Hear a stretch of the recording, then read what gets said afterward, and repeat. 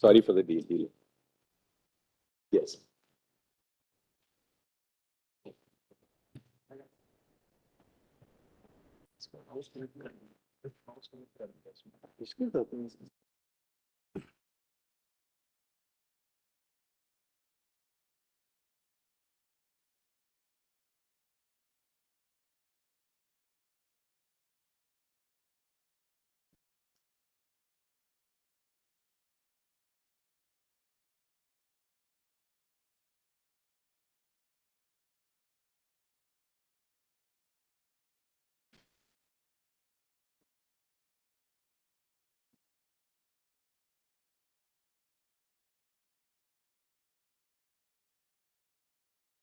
Take the 54 order will show.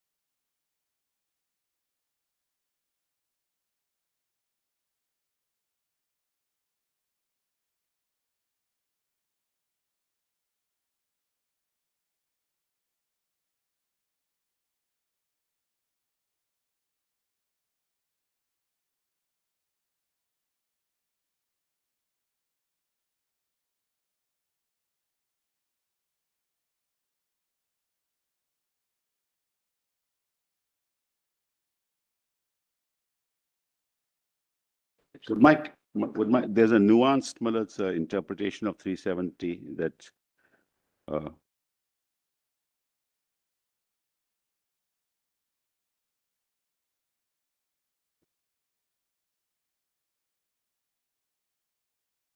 would my lords be kind enough to turn to documents volume 3, PDF page 13.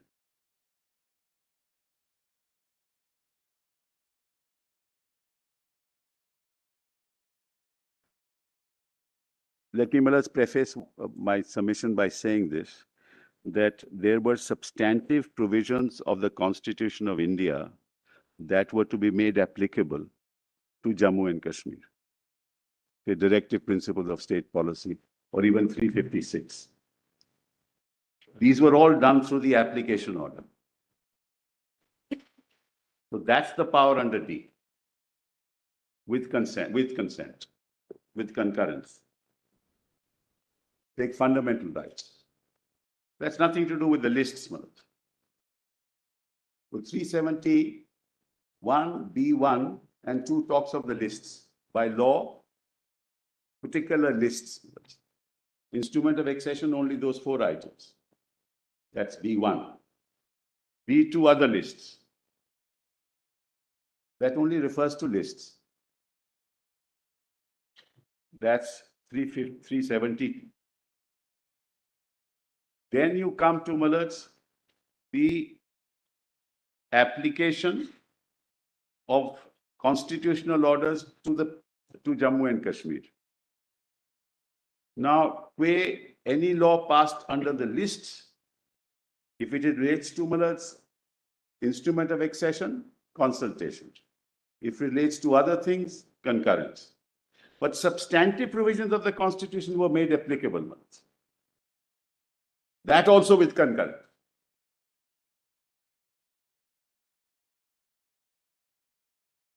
And this was being done between 1951 and 1957, when the Constitution came into force. Then the Constitution took over. This was between 1951 and 1957. After that also there were application orders. Because 371D, Mallards, continued in operation. So that's why I want to show you the 1954 constitutional order, which superseded the 1950 order. And it will show Mallards what was done. So nothing was ever done without concurrence, except Mallards for those 4 items. Never. Till date. So now kindly see page 13. PDF 13, volume 3. Documents, Mallards. Volume 3, PDF 13.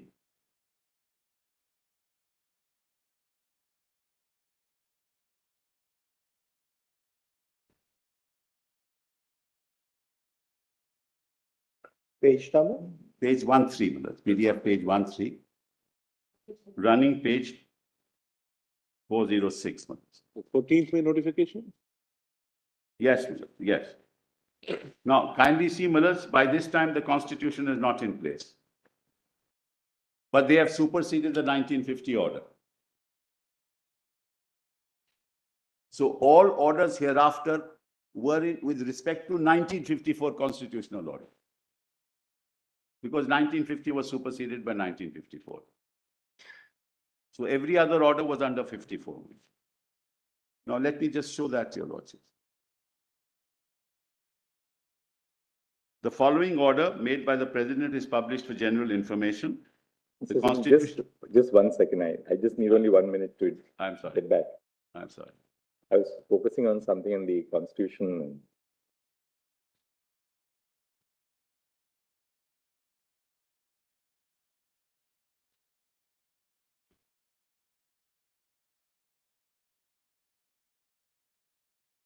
Which volume would you? Volume, documents, volume 3, PDF page 13.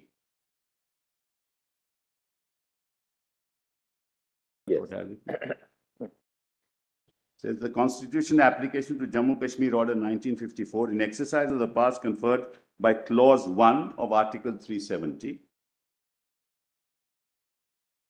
of the Constitution, the President, with the concurrence of the government of the state of Jammu and Kashmir, is pleased to make the following order. The order may be called the Constitution application to Jammu Kashmir Order 1954.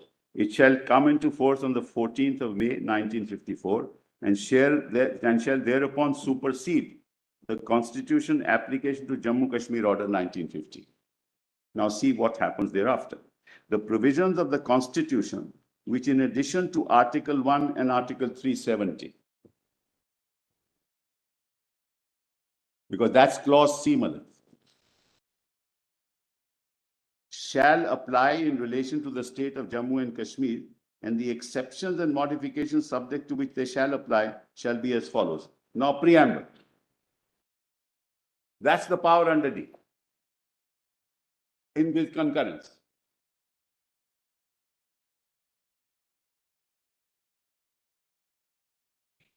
So, Malad, you see part 1 to Article 3, there shall be added the following further proviso.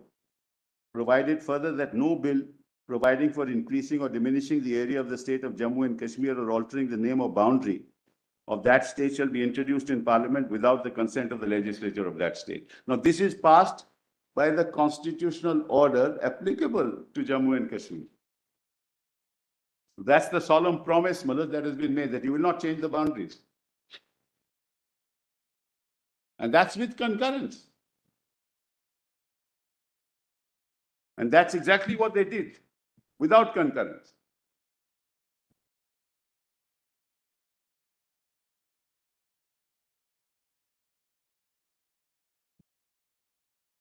Mr. Sibal, why is it that, what is the distinction between the consultation with the government of the state, which is referred to in the first proviso to D, and in clause 1 of B?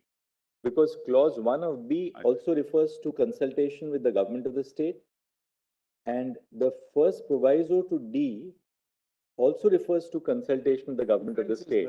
So it will be a surplusage. There has to be a meaning for why there's two separate provisions in relation to the same. I must explain that. I must explain that. Because if you look at Malad's B1, it says make law.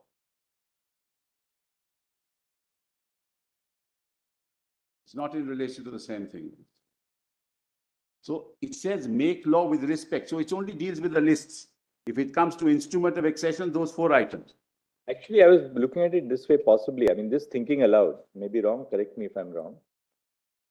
B1 refers to the specification of matters, yes, on which are covered by the instrument of accession, yes, in respect of which Parliament can make laws. That is B1. correct.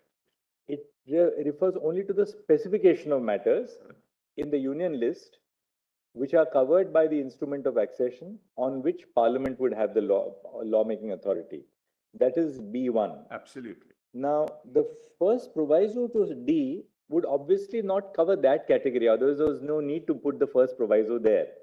Well, those only. Just see, Ajal, one second. I'm sorry. See, the first proviso also says, provided that no such order which relates to the matters specified in the instrument of accession of the state referred to in para 1 of subclause B shall be issued except in consultation with the government of the state. So the first proviso also refers to the matters covered in clause 1 of B. It also refers to consultation, and B1 also refers to consultation. Now, possibly the meaning which can be attributed to the proviso to D is this. D says, such of the other provisions of this constitution shall apply in relation to that state, subject to such exceptions and modifications as the president may make. So, where the president is making an exception or modification to another provision of the constitution, then the president has been given the power. But what the proviso says is, the first proviso says that if the president is making a modification or adaptation in respect of a matter which is referred to in clause 1 of B, namely something covered by the instrument of accession, then you require consultation. The second proviso then says that no such order which relates to matters other than those referred to in the last paragraph will be made except with the concurrence. I was wondering, just thinking aloud, what D says is that if the president is making an exception or modification in the application of any provision of the constitution to the state of Jammu and Kashmir, then you require either a consultation, first proviso, or a concurrence in terms of the second proviso, right? Now, what happens if the president is not making any exception or modification at all? Does that require either a consultation or a concurrence? Yes, Manoj, according to me, yes, but let me explain. Because this adaptation order which you showed us, for instance, of 1954 makes modifications. Preamble will apply subject to these exceptions. Directive principles will apply subject to these exceptions. So what happens if the president is not making any exception or modification at all? Then do you require a consultation or modification in terms of clause D? May I, Manoj, then? Yes. On Manoj, since you're Yes. Now, let's kindly look at B1 first for a minute. It says the power of parliament to make laws for the said state shall be limited to matters in the union list and in the concurrent list. It doesn't say anything more than that. It specifies the lists under which they can make laws. Which? Again, no, that's right. The law has not yet been made. It's only the power. Are declared by the instrument of accession. Right. So, Manoj, only the list, communication. Right. I'm not talking about, the law has not yet been made. No. So they are correlating the making of the law to the items in the lists. When it comes to the instrument of accession, it has those 4 items. When it comes to other matters, it is in the concurrent list, not in the state list. But they are not setting out, Manoj, what law is to be. One very important thing is that clause B does not confer the power upon parliament to enact law for the state of Jammu and Kashmir. It limits it in certain respects. The power of parliament to enact law is under 245 and 246. 246 will not apply. No, but the power is somewhere else apart from B. No, Manoj, I'll come. B recognizes the power of parliament to enact a law because it says the power of parliament to make laws for the state shall be limited. It's a limitation. No, it's a limitation. But Justice Paul also says that it's a limiting clause. Yes, that list only means that list. So if it were a limiting clause, the power of parliament to enact the law is traceable elsewhere. No, Manoj, Can we say that 370B gives power to parliament to enact law? No. It limits the power of parliament to enact law to a certain extent. I was trying to explain what Yes. Lord put to me. Please allow me. Yes. What I was trying to say was that here, what the clause says is that where the lists in the instrument of accession, right? Parliament may make a law, but that will be in consultation. It's a double limitation, Mr. Sabul. See, the first limitation is the chief mentioned, And let's power leave of it- parliament to make laws for the state shall be limited to. Yes, What is it limited to? To matters in the union list Yes. and concurrent list. So first part is matters in union and concurrent correct, list. correct. But second qualification, which in consultation with the government of state, there also you are right, to that extent you are right, it is in consultation with government of state, are declared by president to correspond to matters specified in the instrument of accession Correct, governing the accession of the state. correct, So such parts of union list and concurrent list, which form a part of the instrument of accession, Correct. because everything else doesn't form a part of the instrument of Correct. accession. The whole list doesn't. Right. To that extent, Parliament can enact, Law. Parliament is limited to enacting laws in respect thereof in consultation with the government. of the state. absolutely. Right. That's No, how I read it. not, that's what I'm saying too. But they are not, at that moment, the law is not made. They are only saying the contours under which Parliament will enact a law. The contours with respect to instrument of accession are those four items: communications, defense, external affairs, and ancillary, which I showed to your lordship the schedule. When it comes to B2, the contours again of the items in the concurrent list over Parliament may make laws. Again, it doesn't say that law is made. It only delineates the contours. Therefore, I'm going to now distinguish it from D, Malad. That's how I'm going Now to. let's come to D. How would you? I'm just coming. Yeah. Then you come to see the provisions of 1 and of this article shall apply in relation to that state. That's not covered. That's not covered. Right.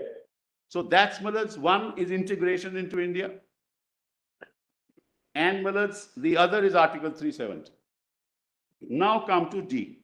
Such of the other provisions of this constitution. Now we are not talking about lists. Now we are not talking about lists. We're talking about preamble. We're talking about 356. We are talking about fundamental rights. Each of those orders require the concurrence of the state. I'll show that to your lordship. Here it is such of the other provisions of this constitution. 371B doesn't talk of any other provisions of this constitution. It talks of the instrument of accession and the concurrent list, the contours of the power.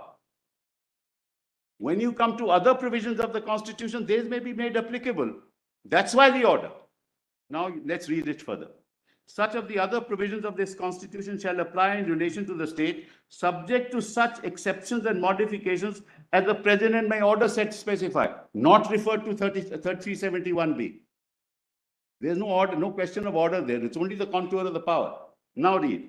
Provided that no such order, that is, no such order relating to D, which means provisions of the Constitution of India to apply to Jammu and Kashmir.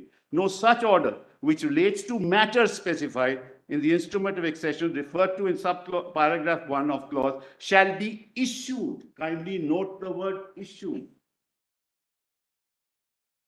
That's the difference between 371B and 371D. Because no orders are issued under 371B. That's the power to make law. That's only the contour of the power. Your lordship asked me the difference between the two. I'm just trying to advance an argument with respect to the difference. It's entirely different. Yes, ma'am.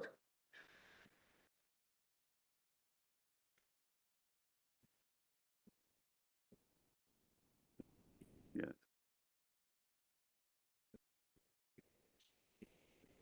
Yes.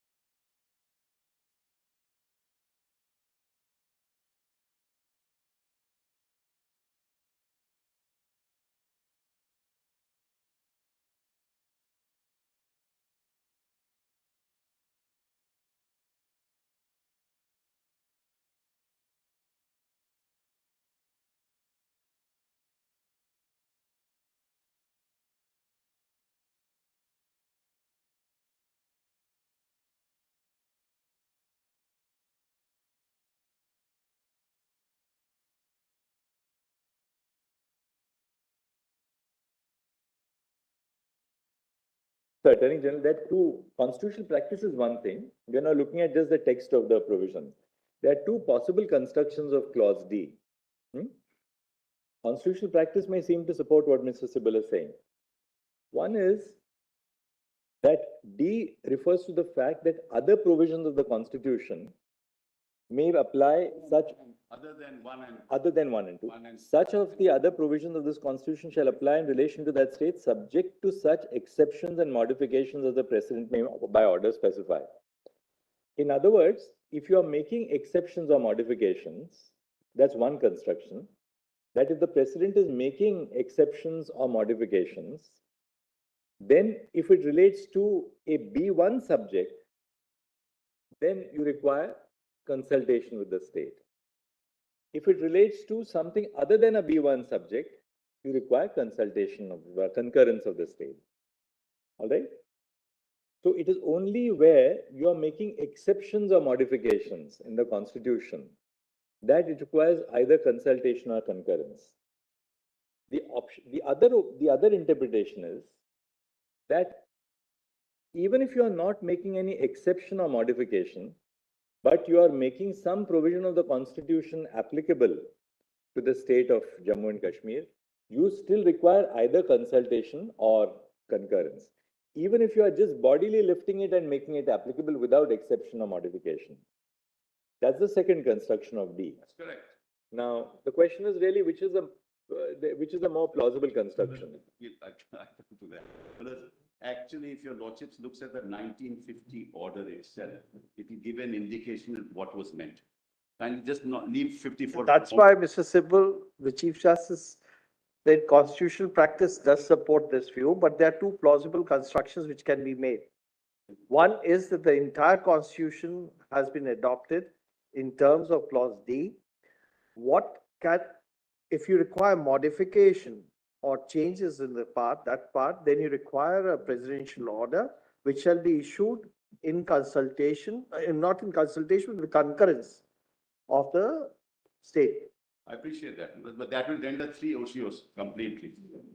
C will become OCOs. C is the provisions of the The Constitution. C is something different. C dilutes the article itself. C, Madhaj, I am not on anything else. When you see other provisions of the Constitution, except for one and the 370, you can't touch 370. But let's move forward, Madhaj. I'll be able to show that to your lords. P is 370 and C is Article 1. And one is Madhaj integration. Integration. So that can't be touched. If part of India can't be touched. 370 can't be touched. All other things can be touched. It doesn't say, C doesn't say it cannot be touched. C doesn't say 370 cannot be touched. In fact, clause 3 makes it very clear it can be touched. It doesn't say it's done. By now, your lordships have, in fact, Madhaj, may I tell your lordship something interesting? Because I looked at the original Constitution of India. Learned friend will show it to your lordship. It was only a marginal note. It's not the heading of 370. It's a marginal note, absolutely. No doubt about it. It's a marginal note. It's a marginal note. And your lordships have held in Keshavanam Bharti itself. Can't look at these notes. No, in the sense that a marginal note doesn't control the meaning of the text. C and 3, Article 3. It can't. A marginal note can't say it is temporary, therefore I read this in this fashion. Can't be done. Anyway, come to that one. Let me Madhaj, show you. It's Yes, very yes, fascinating. yes. But I take a bit of time. Let's kindly come to 370 presidential order. That 1954 order. 1950. Let's have a look. 50. Same volumes. 1950 or 54? No, Madhaj, I'm coming to 50, Madhaj. Liquid text. Volume 3, PDS page 4, Madhaj.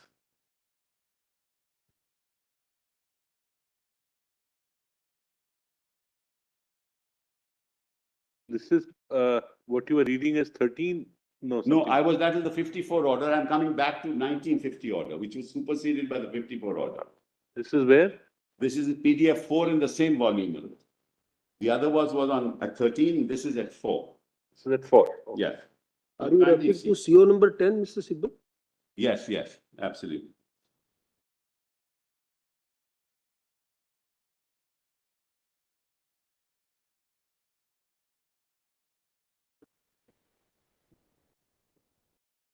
Well, let's kindly see the index of this, 3 pages earlier. Yes. See what has happened here. This will give you the kind of orders that have been passed from time to time. There are, by this time, about 54 orders. These are probably not all the orders either. Very first page of the volume. Yes, yes. The first page of the volume. That's right. We are looking at There's the a whole different index of all the orders. orders issued. Yes.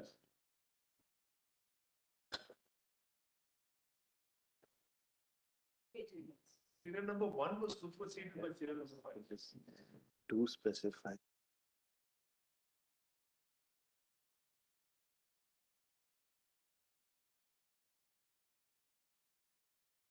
Now read it with me. The order may be called the Constitution Application to Jammu Kashmir Order 50, which should come into force for the purposes of subclause B1 of clause 1 of Article 370 of the Constitution. The matters specified in the first schedule to this order, being matters in the union list. This is in consultation. Kindly read the words. In exercise of the power of 370, in consultation with the government of the state. For the purposes of B1 of clause 1 of 370, the matters specified in the first schedule to this order, being matters in the union list, are hereby declared to correspond to matters specified in the instrument of accession, governing the accession of the state of Jammu Kashmir to the Dominion of India as the matter with regard to which the Dominion legislature may make laws for the state, and accordingly the power of Parliament to make laws for that state shall be limited to matters specified, which your Lordship said is the limitation. Rightly said. Now come. In addition to the provisions of Article 1 and 370, again, of the Constitution, the only other provisions of the Constitution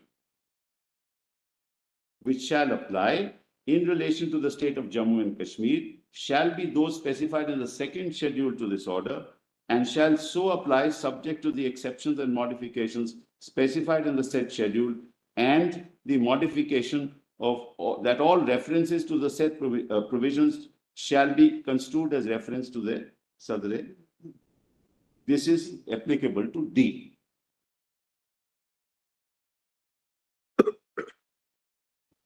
First schedule deals with entries, and this deals with D, because you're not to apply now the provisions of the Constitution of India, and they are all incorporated in the Constitution of India as applicable to Jammu and Kashmir order. So 356 also comes there, Part 3 comes there, Preamble comes there, Directive Principles of Policy come there, but that's all with concurrence. Therefore, it didn't come at this stage. That happened later.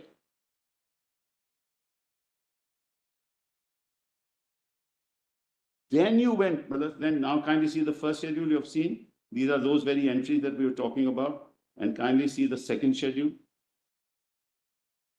It starts, at PDF 6, page 17. Just for my Lord. PDF 6, page 17. Kindly see exceptions.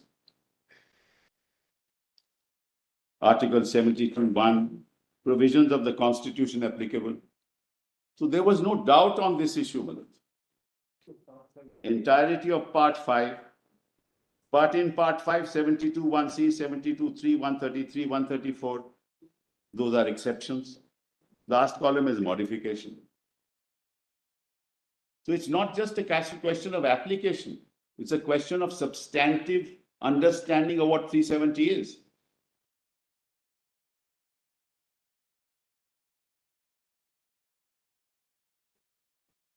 Even if you want to apply a provision without modification, you need consultation with respect to or concurrence. You can't. There is no third way of doing it. Yeah, that's excluded anyway.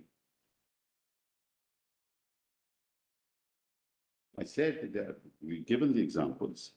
Modifications 54 and 50 shall apply subject to modifications that the reference therein to the elected members of the Houses of Parliament to each elected member of either House of Parliament shall be deemed to include respectively a reference to the representatives of the state in those houses and to each such representative. So you modify 54 and 55. Then if 247 you modify. 246 shall apply subject to the provisions of paragraph 2 of this order, and clauses 2 and 3 of 246 shall not apply. So you can't pass a law.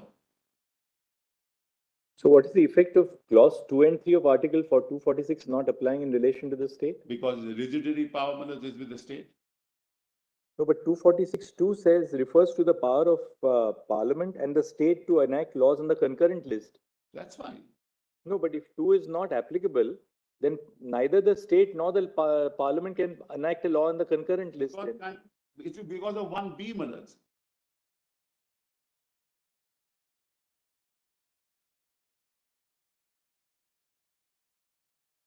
It only tells you the methodology, Malaj, that's all. The point is, what my lord is putting to me is, the president can exercise powers under 370, dehors a modification. That's an exercise of plenary power. That's what my lord is putting to me. But Malaj, this clearly shows that even that exercise has to be done with concurrence. If it relates to the concurrent list, and consultation if it relates to instrument of accession, can't be done any other way. So it's not a matter of practice alone, it's the substantive interpretation of 370.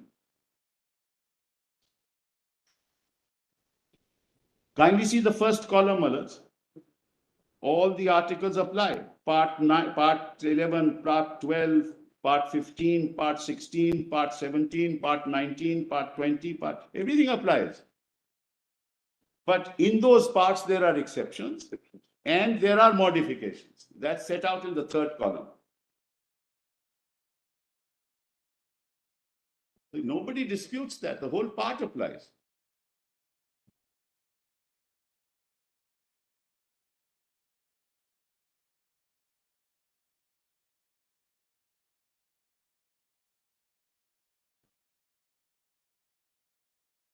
Clause 3 of the order seems to suggest that the only provisions of the Indian Constitution which would apply to the state of Jammu and Kashmir are those which are specified in the second schedule, and that too with the modifications which were made. Absolutely. That's our submission. And then this is superseded by the 1954 order. For example, Part 3 at this stage was not to apply. It's not in the second schedule. Let's go to this now the 54 order. 54 order. Let's Yeah, do that. that's volume 3 again, page 13.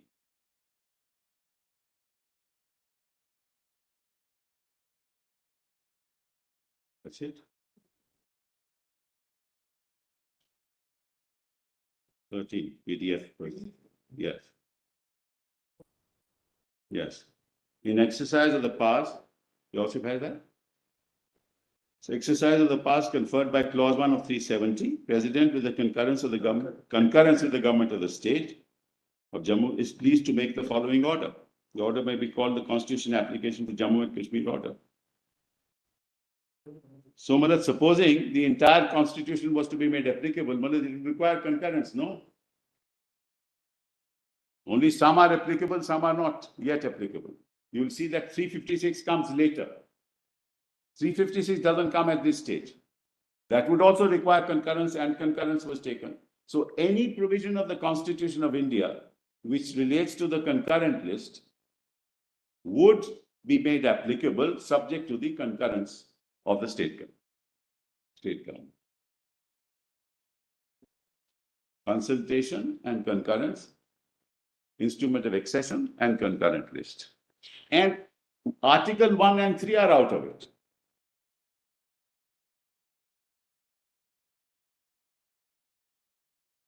So kindly see, Malaj. Clause 2, the provisions of the Constitution which in addition to Article 1 and 370, in addition, shall apply in relation to the state of Jammu and Kashmir, and the exceptions and modifications subject to which they shall so apply shall be as follows, the same pattern. So the exception made here is the entire constitution is adopted subject to the modification Yes. made there. Unlike the Other than 1 and 1950. 3, other than 1 and 3. 1 and 3 is already there. That's right. Unlike 1950 order, which had specific articles were made applicable. Now the entire constitution. No, because 356 was not applicable at this. No, but there would be a clause in this saying three It's fifty-six. part by part, not true, Malas. Part by, see part 1, no, part 2, part 3. It's part by part. It's not all. Is 356 specifically excluded No, at this in stage. this, at this stage? Yes. Excluded. It would be excluded at After this. part 5, you have part 9. Yes, come to page 15. 356 is excluded. Yes. So at the this- entire constitution was made applicable by the 1954 order, Malas, it said, except to the extent of exclusion. Malas, this part 5 is state 11 straight away. There's no question of the entire constitution being included. Just 1 minute. Mr. Sibbal, my learned brother may be, if with respect, right. I'll tell you another reason. I'll give you another, just apropos what fell from Brother Sanjeev Khanna. Just see now part 3.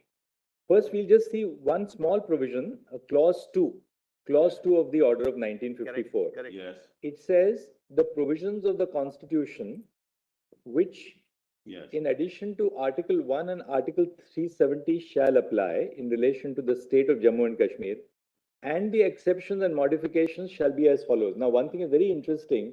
The word only, which we found in the 1950 order, has been deleted in the 1954 Right, order. Right, So only goes. yes.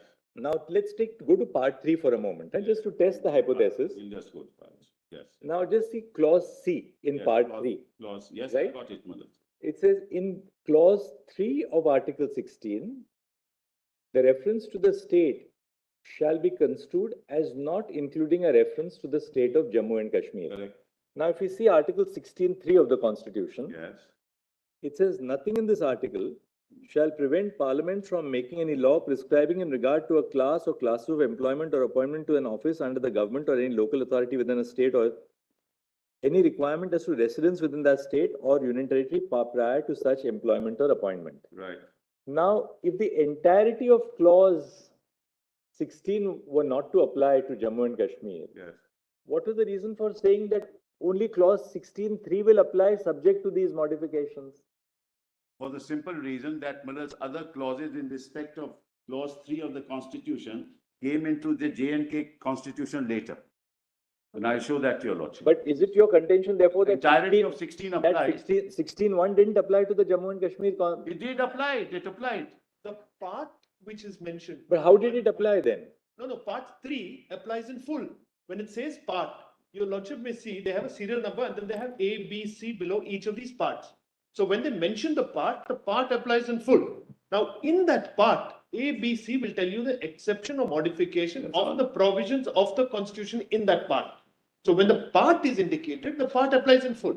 In the 1950 order, it was column. So in the second That's what I was schedule- saying. See, in the earlier, the manner of printing of the two notifications. Yes, is slightly Yes, that's different. all, that's That's all. very good. In the first That one, has been there is a expressly column, excluded. Yes. it is a article, Yes, then what is the exception sort of correct, carved correct. out? And the modification, now it's. Modification exception carved out. So now In it's, this, the way it is printed as I see it, yes. when they say part 3, it means part 3 applies, but. But these exceptions and One modifications. column of modifications which were there Yes, are specified underneath it. that's Exactly. exactly what, That's it is. exactly- Nothing, no difference. Other than what has been exclusively excluded. Yes. The rest of the part 3 applies. That's correct, that's all that there is. That's all. Mr. Sibbal, Like I 16, think, 1 and 2 apply. Mr. Sibbal, just come to page number, internal page number, the first page, page 10 of the Page notification. 10, okay, The provisions of the Constitution. yes. This means the entire provisions of the Constitution. Page 10, your lordship's PDF page 10? Yes, Yes, that's a notification, 14th May 1954, 2, clause 2. The page provisions. 13, not 10. 13 of the. Or page 13, Yes, yes, 13, yes, page yeah. 13, you're right. The provisions of the Constitution, Yes. Yes, which in addition to Article 1 and 317, Article 317, Yes. because that's covered by yes, 3. yes, Now, the provisions of the Constitution refers to the entire provisions of the Constitution. correct, correct. Yes, Shall apply in relation to the state of Jammu and Kashmir, full stop. yes. Which, Second, the lordship second, had left the word out, which. yes, I'm aware of that.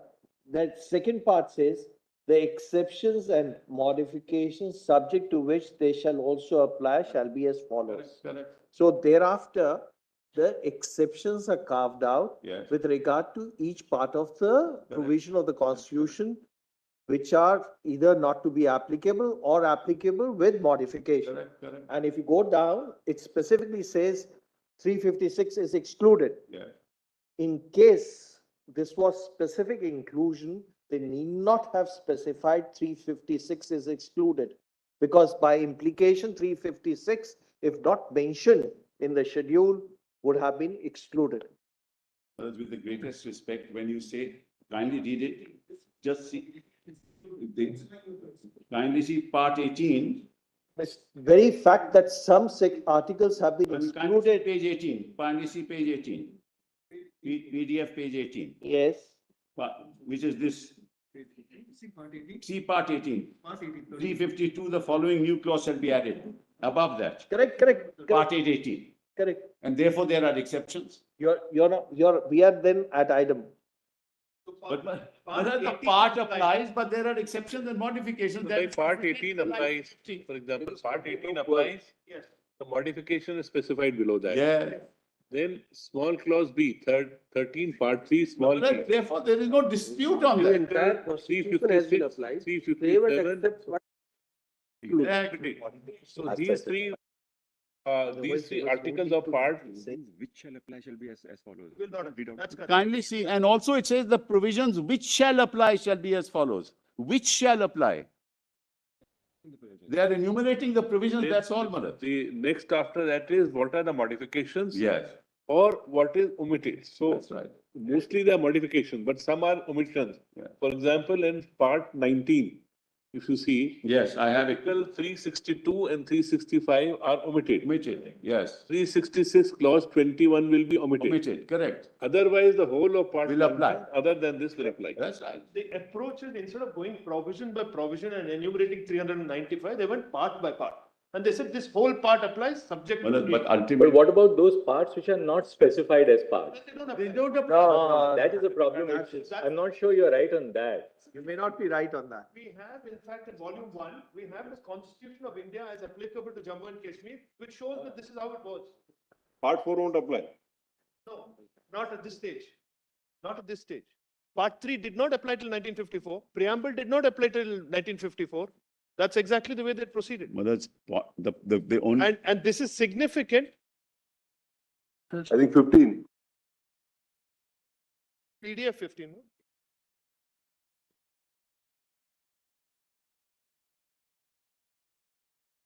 The part your lordships are referring to is? If everything applies. Yes. Why were they specifically? Yes. So part 4A is omitted at that stage. 4A came later anyway, but part 4. The one way to look at it is part 4 will absolutely apply, of course, but without any modification. But That, with where respect, there is that's not the modification, then understanding- specify. That's not the understanding of the government of India then. That's not the understanding of the state of Jammu and Kashmir then. That's not the understanding, Malad, of any authority. Then, Malad, now we are saying, no, that was all wrong. Actually, everything We're not applies. saying, we're just And they don't, discussing. and you don't need consent. Mr. Sibal, as I see it, Yes. every order Yes, extended different parts of the constitution that's right. to Jammu and Kashmir. Now, if a particular provision is with modification, it says so. Now, it may be by provision wise, Yes. or it may be part wise, Yes, it may be by any method, correct. but it keeps on extending by the Yes, orders yes. which are passed. Yes. So first one was provision wise in a sense. This one is part wise because practically the whole part was to apply Yes, with certain modifications. that's correct. To the extent that it is not to be applied, it is excluded. That's right. That's the only submission. That's the only, and in any case, Malad, 1 and 3 are, 1 and the 370 are excluded. That is from because of the first notification, separate clause C was made. That's correct. Clause C was made for Article 1. So, Malad, this argument then doesn't take us anywhere because we are dealing with 370. We are not dealing with any other part of the constitution. So we can, Malad, interpret the orders any which way you want, but it cannot touch 1 and 370. The two major points to my mind are this. One is your submission that Article 370 has acquired a permanent feature of the Constitution. Yeah. That's the debatable issue. That's which both sides will debate. Next is suppose it is not permanent. Then what is the manner of abrogating Article 370? Is that procedure followed or not? That's correct. The only two issues as I Correct, see it correct, in the correct. whole But I'll issue. hope and try and convince you that it is permanent. I will try and convince you. I know, Malad, your lordship says it's debatable, and it is debatable. There's no doubt about So it. both things are debatable means both sides will argue this Yes, point out. it's really debatable. But I tell your lordship, Malad, why it is permanent. Malad, now, for the moment, Malad, because we have only dealt with the Constitution of India. Debate will also be on the second point. I look at a debate whether Of course. the procedure has been followed or not followed. They will say we followed the manner of abrogation. Absolutely. You will say not. Now, Malad, so far I've only referred to provisions of this Constitution. But Malad, your lordships will have to look at the Constitution of Jammu and Kashmir. Because that Constitution, Malad, was framed and cleared in 1957. So, Malad, Malad, Parliament could only exercise, if it takes over under 356, declares an emergency, it can only exercise the powers of the legislature. That's what Bomai has said, and I take your lordship, you can't do anything more than that, right? Now let's look at the provisions of the J&K Constitution, which will give you an idea as to why it's permanent.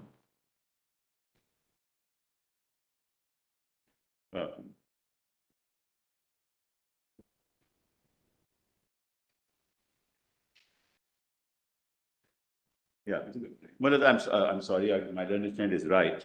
Before we go to that, Manoj, kindly see the volume 1, PDF 132.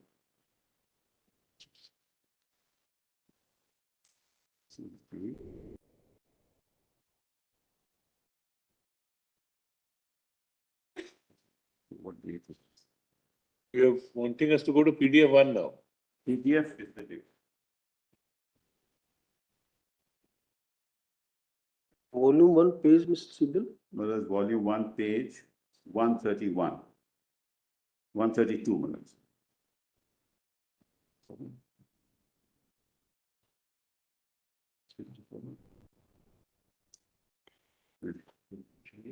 Now, Manoj, kindly see, this is the Constitution of India as applicable to Jammu and Kashmir just before abrogation of 370.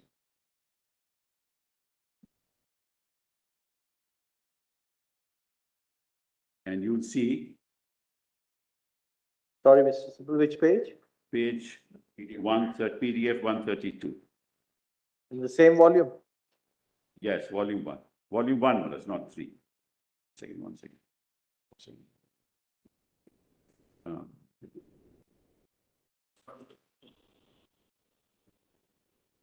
Now, Manoj, your lordships will see the table of contents at page 43 first. Which page? You said 132, 43, which one? Sorry, 43 first. Manoj, it's a table of contents are set out. It will take a little longer to get to it. Sorry, Manoj, sorry about that. It's our fault, Manoj. We are prompted. Page 46 or 43, 40. But the contents, volume 1, Yeah. looks somewhat like this. There's one The little improvement Constitution of which we have India. to make in our written submissions format. In fact, I'm just in the process of issuing a standard operating procedure for filing written submissions on all matters before CB, which is that the index should be hyperlinked. So that'll be much easier for all the Yes. lawyers and for us also. We go to the index and just click on the hyperlink there. 43 is what you're saying? Yes, Yeah. the index. 46 is the index. Yes. Now, kindly see, Manoj, Index actually see- starts earlier. Index starts from page 43. Yes, 43. No, 43. Your lordship has that? Part 4 doesn't figure in it at all. Yes. And there's no order omitting it. This is which year? This is just before 370 was abrogated. It's taken from a book of 2016, but it's as it stood there.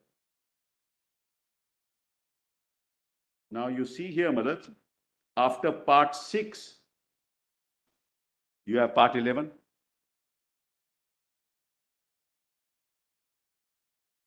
Part 6, what page is that, Mr. Well, Subal? part 6 is at page PD 48, PDF 48. And the next is, yes. Part 11 is page 49. So nothing is excluded. There's no specific provision.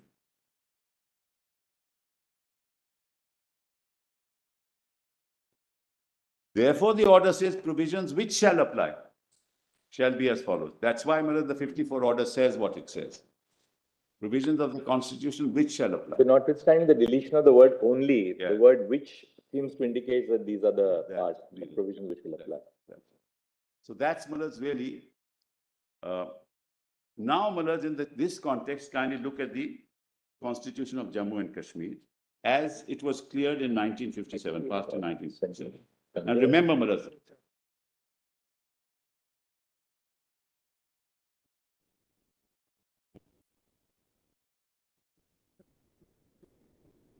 yes, right.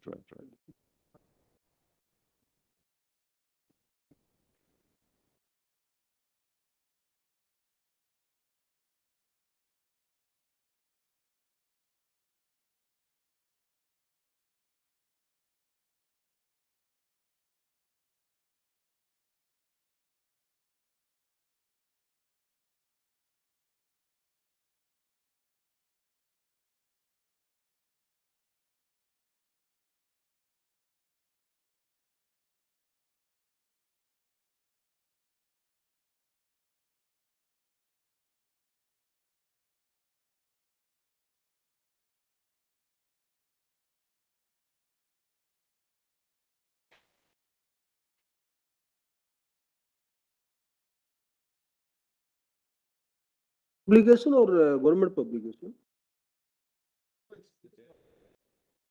It's not a government publication, Mullah's, but this is not hopefully not in dispute, Mullah.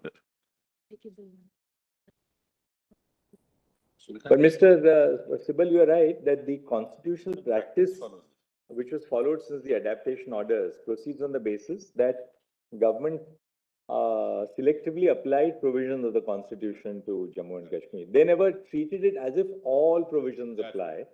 The really clause D is susceptible of two interpretations, but the constitutional practice supports what you are arguing. We'll of course have to hear the learned AG on that.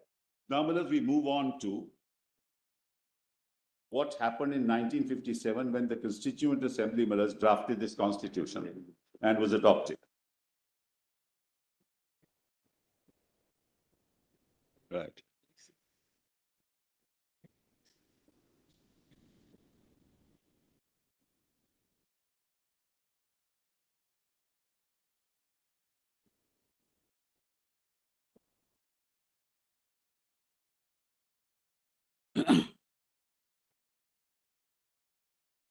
And Mullah's, remember the 1954 order came when the Constituent Assembly was there.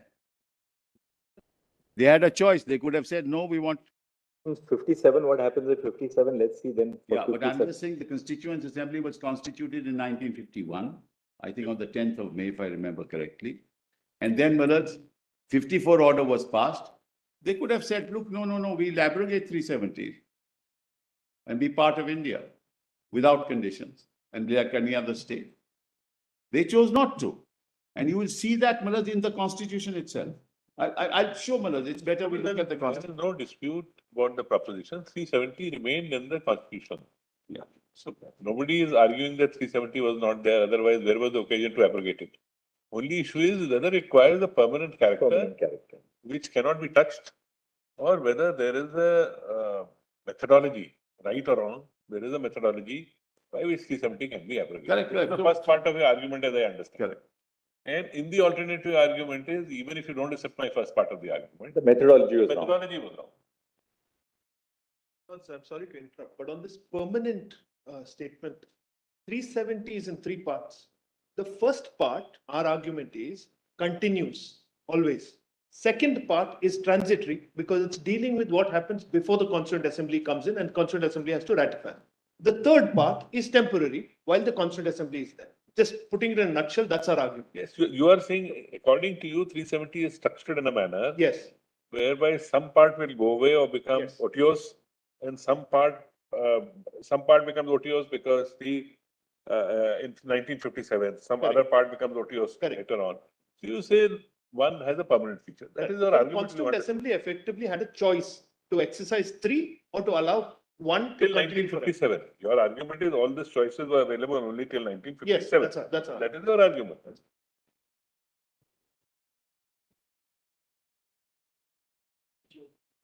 So much. No, let's not debate it. In fact, that's why the explanation to B contains an exhaustive definition of what is meant by the government of the state. Government of the state does not say includes the Maharaja.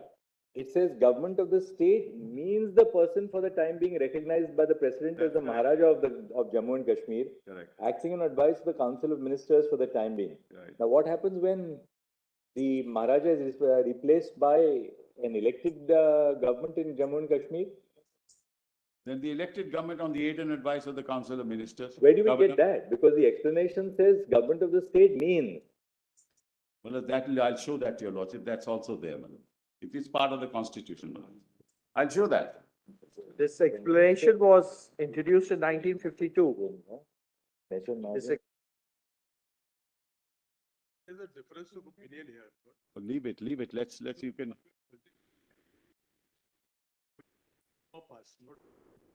Their case is that 2 and 3 may cease post 57.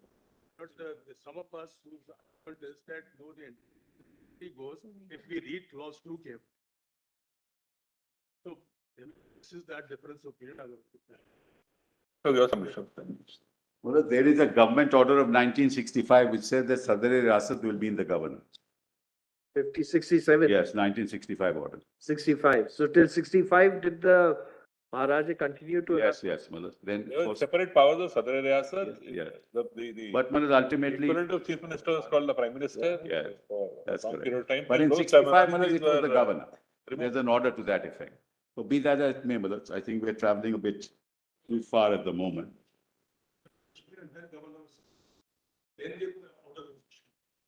It's not anything that was done under the 70.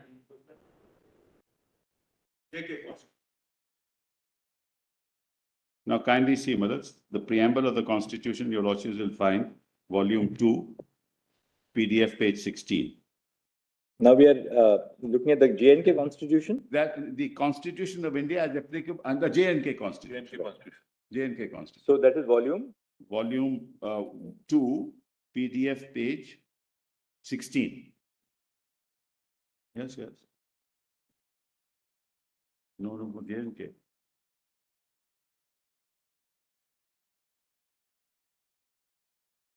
You want us to go to page 16 of the Page J&K 16.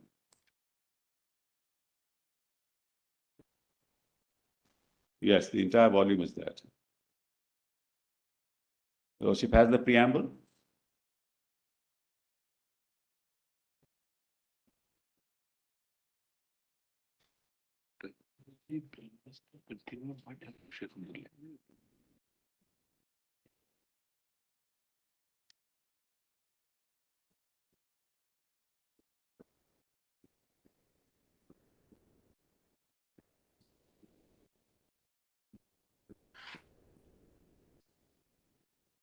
That's why that explanation. No,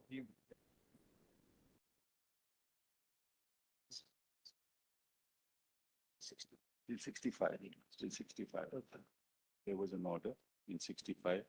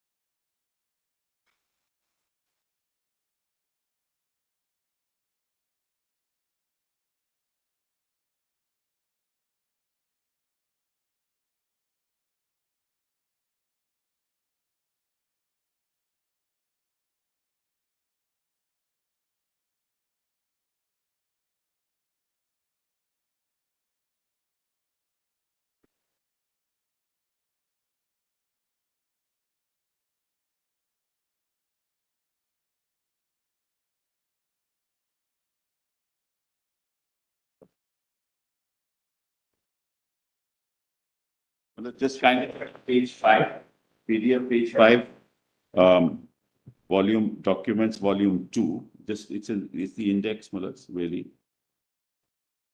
Right. Right. So you referring to preamble at page 16. Yes, but before that, Mullahs, just so that you know, Mullahs, what the Constitution was dealing with. Page 5 is part 3, you are saying. Page 5. You're wanting us to read page 5? Contents, Mullahs. Contents. The state, permanent residence, directive principles, that's what I'm state saying. policy. PDF 5. Yes. Just the contents, Mullahs. Yes. You see now, part 1, part 2, part 3, part 4. And the directive principles of state policy now come in. Permanent residence come in. Then the state, permanent residence, directive principle of state policy, executive, governor, council of ministers, advocate general, contractor, government of business, composition. Just 1 minute, Mr. This goes against Speaker's directive.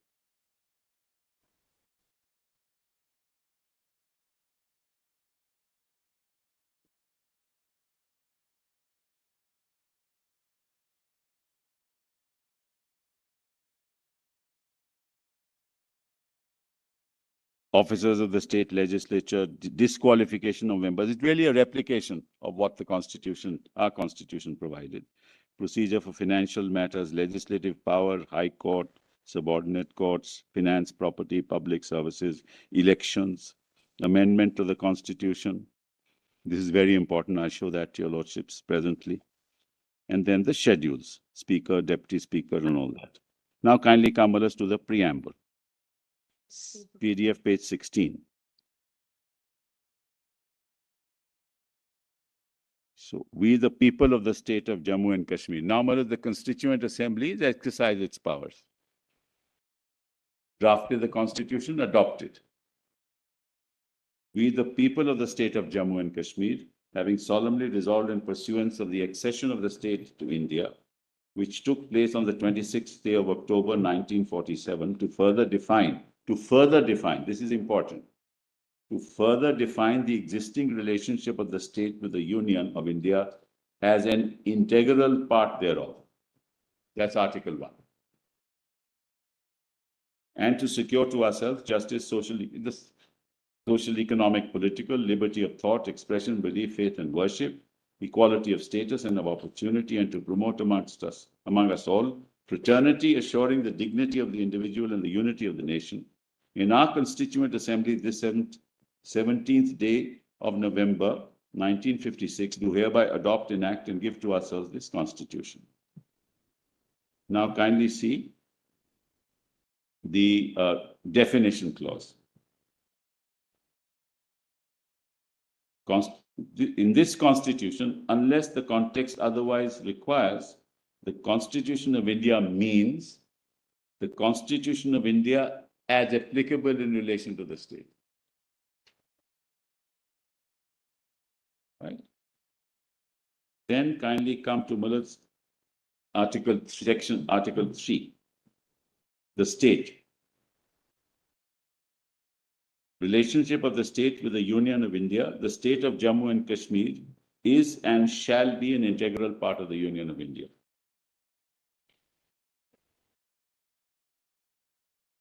And Muller's subclause 3 says, just above that, any reference in this Constitution to the Sadr-e Riyasat shall, unless the context otherwise required, be construed as reference to the government.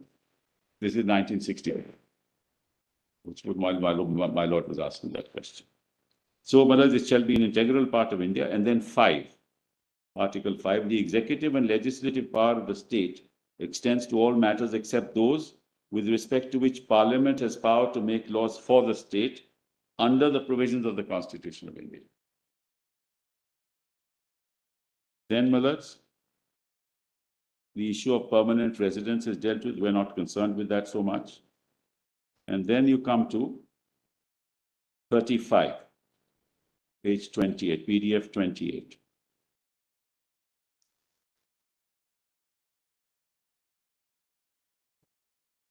This is an important section, Malaj. Important article. 35. My lords have that. PDF 28. Council of Ministers to aid and advise the governor. There shall be a council of ministers with the chief minister at the head to aid and advise the governor in the exercise of his functions. All functions of the governor, except those under sections 36, 38, and 92, shall be exercised by him only on the advice of the council of ministers. So other than 36, 38, and 92, Malaj, he will act on the aid and advice of the council of ministers. Now kindly come to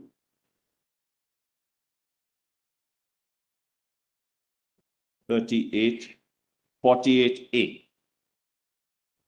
PDF page 33.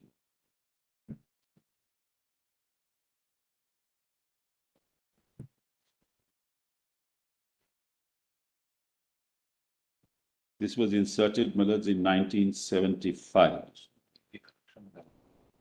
Not which,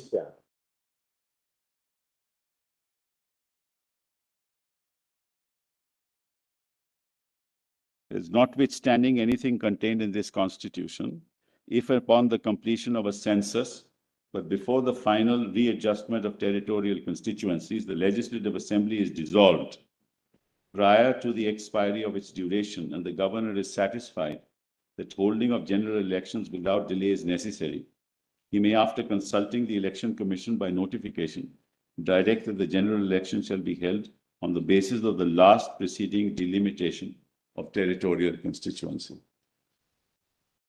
Then let's page Article 53, page 37, PDF 37.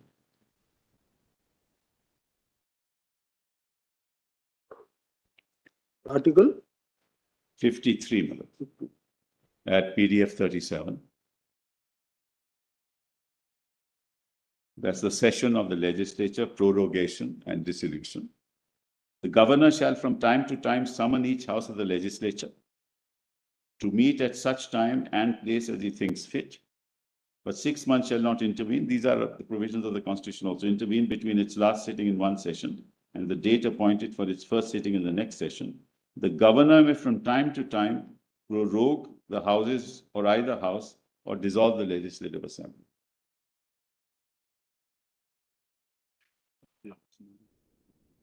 This he can only do it on the aid and advice of the Council of Ministers. It's not an exception because the exceptions are 36, 38, and 92. This is important because it really, the issue will arise because Malaj, there was no Council of Ministers when he did this, which is on the 21st of November, 2019. 2018.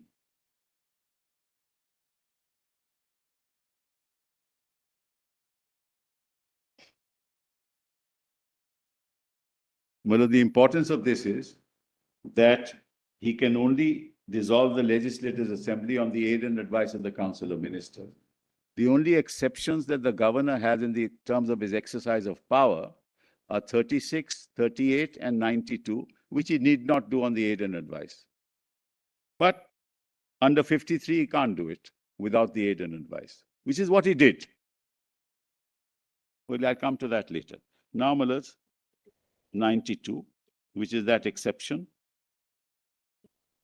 PDF page 59.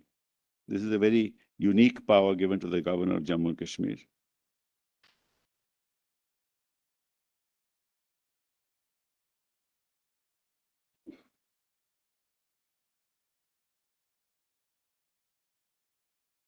Yes.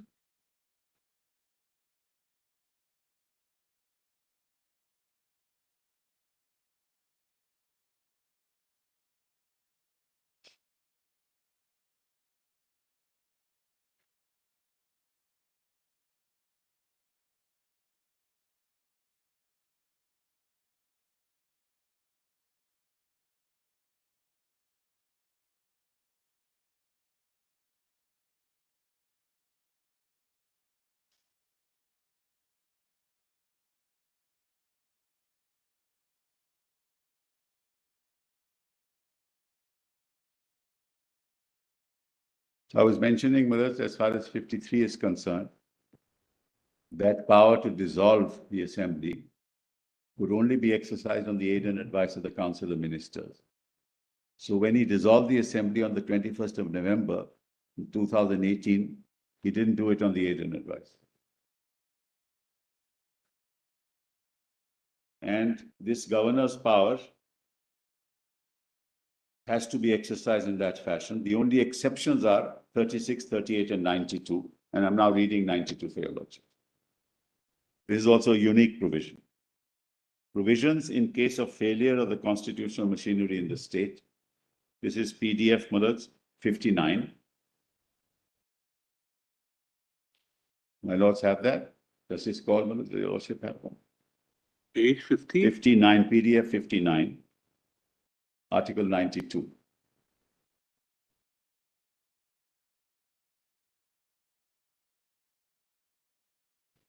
My lord have it.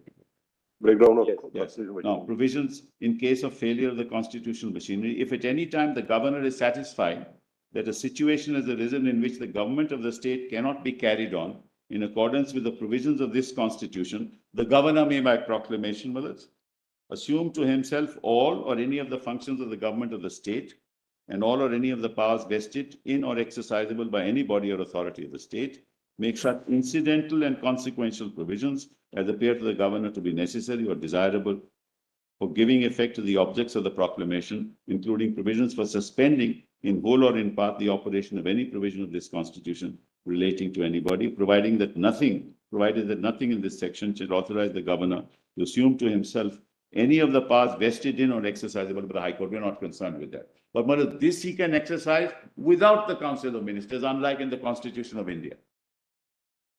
Why? Because Jammu and Kashmir has a unique status in the context of its relationship to the government of India.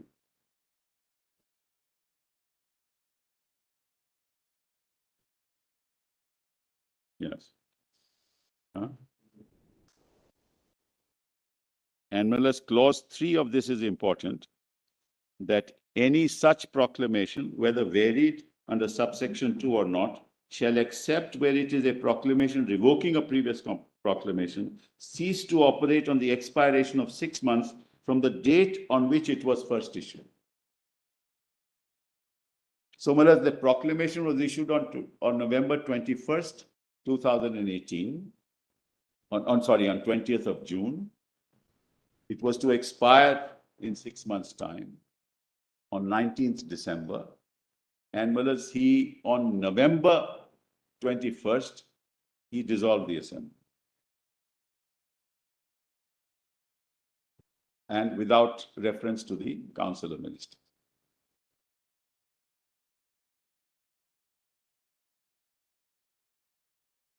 But anyway, we'll come to that a little later. Now, most important, Mullahs, in the context of what we've been arguing all of yesterday and today, is 147, PDF 85, sorry.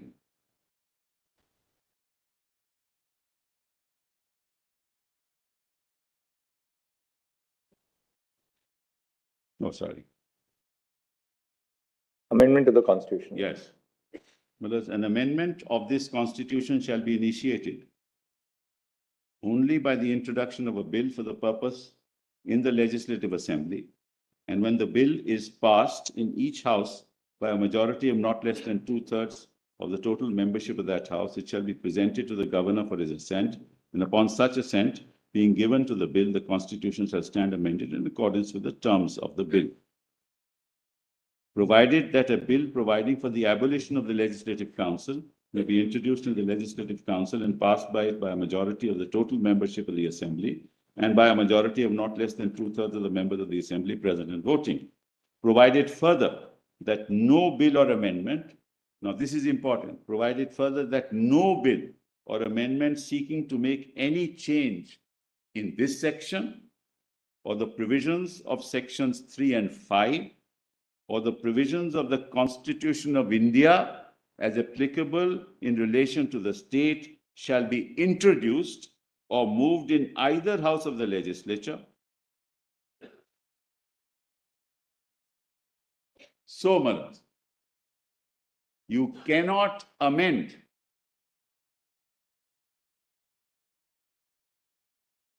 370, as it is made applicable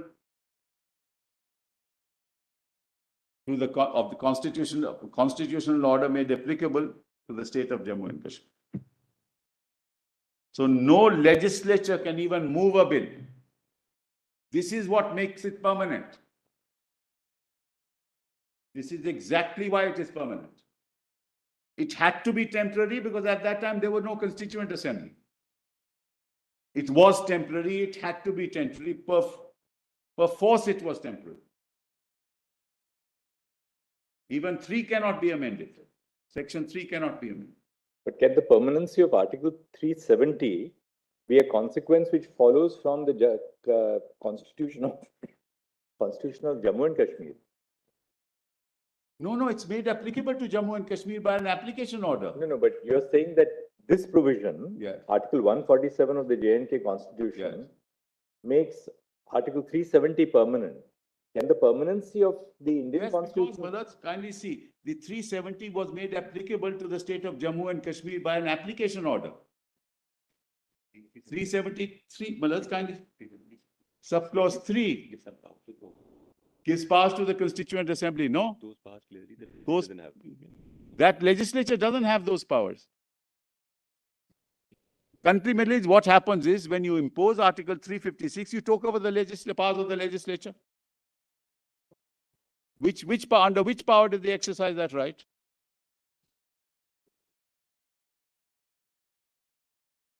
Not of the legislative assembly. Yes, exactly. That's what I'm saying, Malad. Mr. Sibal, how But then can how we, is proviso C will applicable? Yeah. how can, you are saying Article 147 gives the permanency to Article 370? Because the Constituent Assembly, I'm sorry, I shouldn't interrupt you.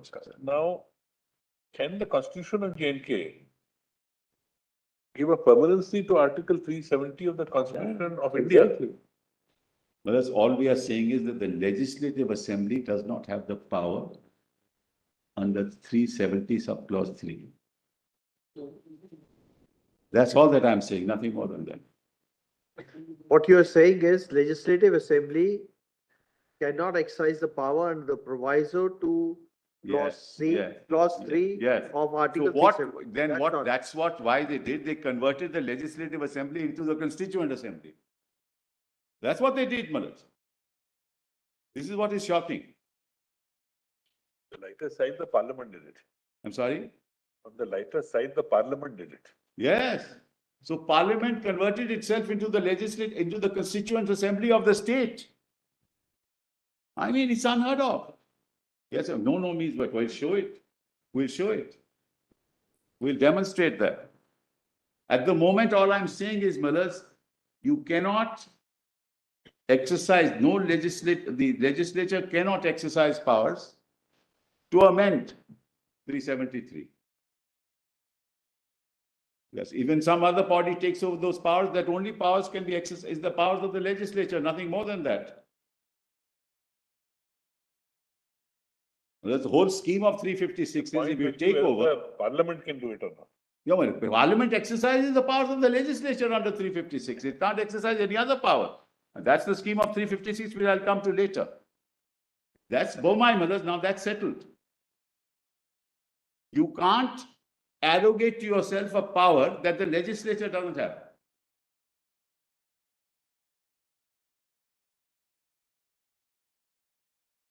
That's why there's an interplay between the Constitution of India, the Constitution orders applicable to the state of Jammu and Kashmir, and the Constitution of Jammu and Kashmir and 370 itself. That's what you flagged in the beginning when you began your speech. That's the issue. Actually, Article 147, the second proviso to Section 147 of the J&K Constitution, would seem to indicate that the provisions of the J&K Constitution are treated to be subordinate to the Indian Constitution. Which is why no amendment in the relationship of the Indian Constitution and its application to the state can be introduced in the state legislature. The state legislature cannot change that relationship. Correct, but I'm not disputing that. It is the legislature cannot introduce a bill to that effect. And what's the procedure? Only under 370. It's only under 370, Manoj.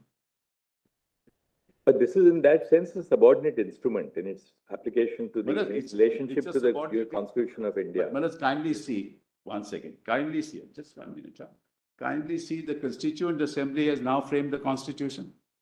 The Constituent Assembly has not exercised the power that it had, Manoj, to abrogate 370. In that process, the Constituent Assembly, when drafting the Constitution, decided that nobody can change that status. The legislature cannot change that status. Now, whether Parliament on its own can change that status is a separate issue, but the legislature cannot change that status. That's the element of permanency as far as the legislature is concerned. Let me put it that way. The legislature has no authority to change the relationship between. That's correct. That's what Legislature you're cannot saying. change. Why? Because this is not a temporary provision. Come to that. That's clear, Manoj.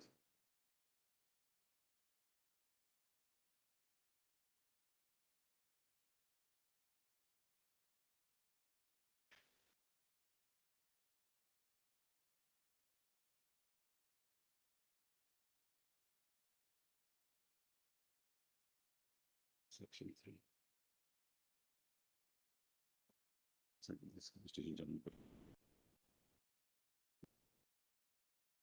Same thing. Section 3.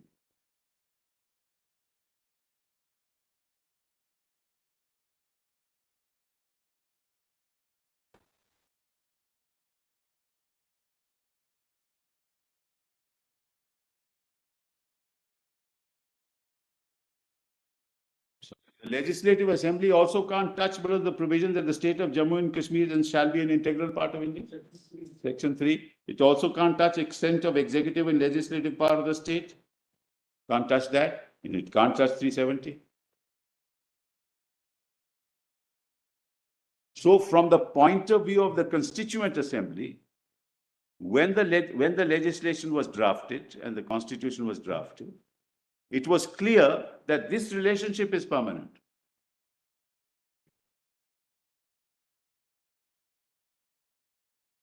Just one question, the proviso to Article 147 of the J&K Constitution Yes. says that no bill or amendment seeking to make change in the provisions of the Constitution of India is applicable Yes. in relation to a state Yes. means a change in the Constitution of India. Whereas,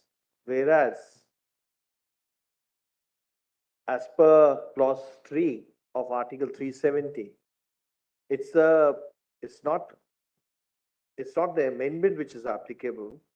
As per that, it's the consent or the consultation or the, Recommendation. Neither consent nor consent. It's a recommendation no. if of we the let's of see the Constituent 373. Assembly. Let's see 373 for a Yes, minute. please. So really speaking, under 147 may have no application as well, because you're not seeking to amend 370, but enforce 370. Let's assume, for the time being, substitute the words Constituent Assembly for Legislative Assembly. On the recommendation, Yeah. let's assume so. Let's Substitute. You're right, Correct. recommendation. correct. Let's substitute that word, provided that the recommendation of the Legislative Assembly for the state referred to shall be necessary before the President issues such notification. Yeah. So really, 147 will not be applicable in case the state legislature makes that recommendation. No, but let's kindly see what 147 says is the provisions of the Constitution What? of India You're not as amending the. applicable in the relation to the state. You're not amending the Constitution. You're not amending this Constitution of India. Let's, for the time being, let's read as it is, because what is barred under the proviso to 147 is amendment seeking to make a change in the provisions of the Constitution of India. As applicable in relation to the state. As it applicable in Which relation is, to the which is state. why 370 is incorporated, Malad, in the Constitution of Jammu and Kashmir. As it stood then, that's the application order. Mr. We're Sibal, not talking about the Constitution of India here. Sibal, doesn't it, I'm just thinking aloud, Yes. does it not mean that the proviso, the implication is that once the provisions of the Constitution of India are made applicable by different orders, Yes. you through an amendment cannot That's all deactivate that it. we are saying. Nothing more. Can deactivate a provision which has already been applied to the Yes, yes. Constitution That's all that we are saying. of, Nothing more than that. We're not amending the Constitution of India. We're amending the constitutional order applicable to the state of Jammu and Kashmir, which makes 370 applicable. And it can't even be moved in the House.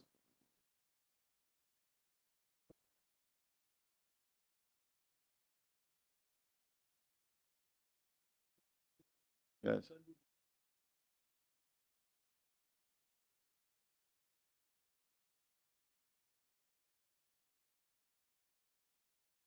And if it can't be moved in the House, it can't even move the bill. It can't be moved in Parliament. as I see it, it's that you can't go back. Suppose after consultation, the CO has been issued, order has been issued, notification has been issued, certain provisions of the Constitution have been made applicable. Yes. Then it's not that a rethink can arise 10 years later and you start That's all. That's all. and say that, look, okay, we don't want to make some of the Constitution provisions Absolutely. already made applicable, Correct. not applicable. So my argument is that the Constituent Assembly has exercised its choice.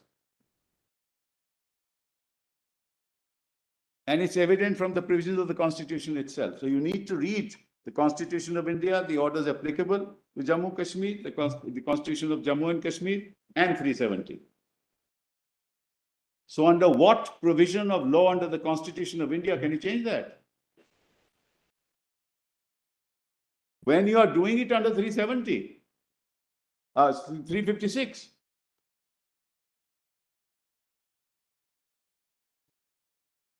So now, Malaj, this is now the lay of the land as far as this is concerned. Now I want to take your lordships to the judgment of Supreme Court, Malaj, of this court in the power of the constituent Keshav Nand, Malaj. Volume. This is it? T. No, no, no. Why not?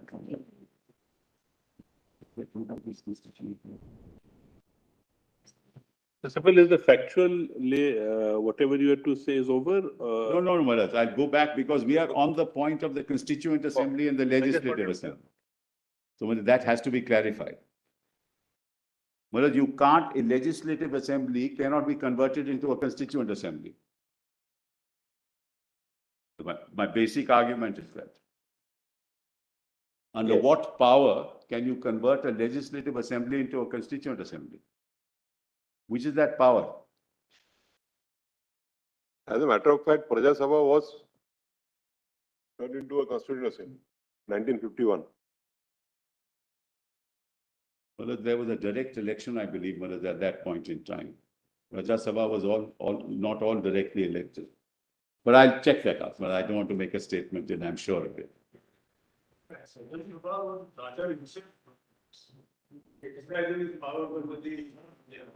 No, no, no, there was not. I mean, I don't want to, Maharaj, give an answer without being sure of it. Unless you are sure about it. That's right, Maharaj. I always hesitate to do that, Maharaj. My learned friends are far more,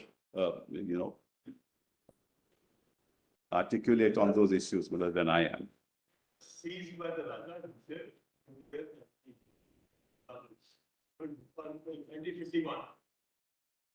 Rajya Sabha was withdrawn by the power of Rajya Sabha was conferred to the Constituent Assembly. The power of constitutional assembly was conferred on the Praja Sabha. Maharaj, according to me, and I'll give that date, why should I, Maharaj, say anything? The Constituent Assembly was directly elected in Jammu and Kashmir, but I don't want to, Maharaj. I must be sure of it before I say that. I know, it says that Constituent Assembly consisting of representatives of the people elected on the basis of adult franchise shall be constituted forthwith for the purpose of framing a constitution. So I was aware of it, Maharaj, but I was not sure where it was. I just wanted to mention. Unlike Unlike us, we were indirectly elected, our constituent assembly. Anyway, let's kindly have a look at Keshavnan Bharati. This is volume 15. Volume 15 of Yes, that's a good idea. Case Law Compilation, PDF 236. Actually, 235. I'll start with paragraph 537.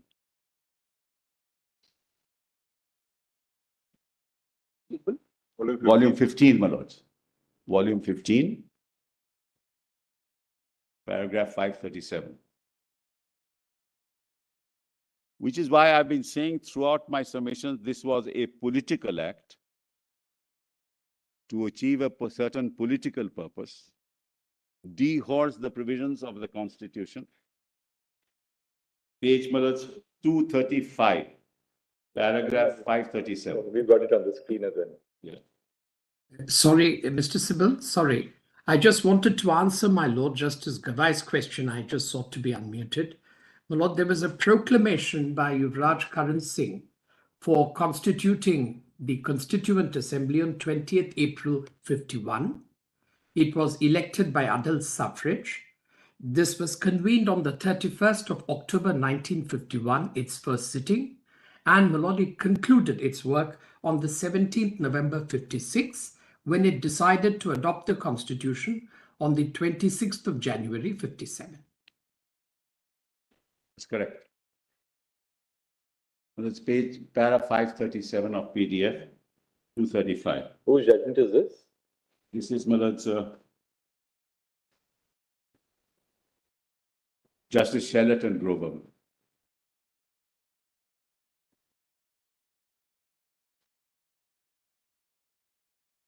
Well, the argument was that Which page are you number? 368 refers to procedure to You are amend the referring to Constitution. page number? Page 5, PDF 235. 235. Volume 235. 15, Mr. Sibbal. I'm sorry, Volume 15. volume 15. Case law compilation. Volume 15. Case law Case compilation. law Lordship has that? No, we have got some. Page 235. It's with you, yeah, actually. In case you want to see it on the screen. Great. We've got it on the screen. 537, 538, Mullahs. I just read 37. The argument was, Mullahs, that when the Constitution in 368 talks of amendment to the Constitution, it's a procedural argument. Where does the constituent power lie? That was the argument, and that in that context, the issue of what is a constituent assembly, Yes. that is discussed, Mullahs. It's in that context because we're dealing with that issue. 537, if I may read. It is pointed out on behalf of my lords, all my lords have Yes. it. It is pointed I out just on got behalf. it. You got it? Oh, yes. It is pointed out on behalf of the petitioners that the scheme of Article 368 itself contains intrinsic pieces of evidence to give a limited meaning to the word amendment. Firstly, 368 refers to an amendment to the Constitution, and the result of the amendment is to be that the Constitution shall stand One amended. second. No.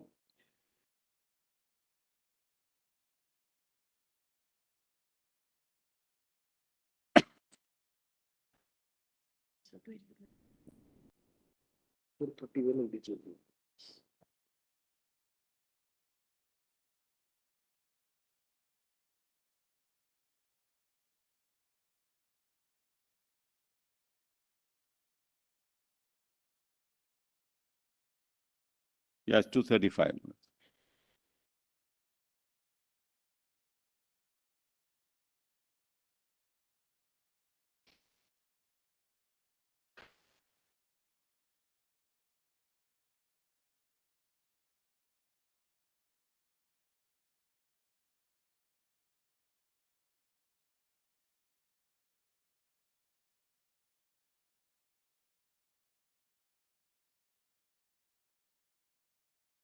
My lords have it, my lords, not yet.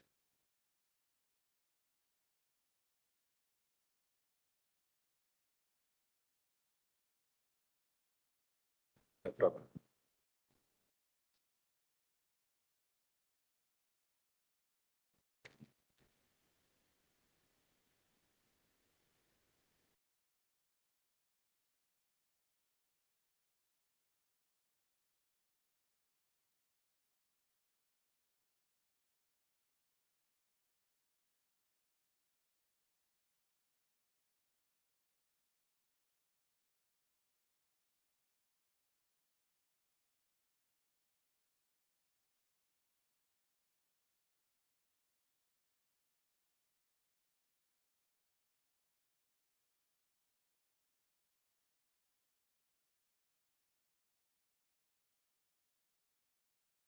constitution of its identity.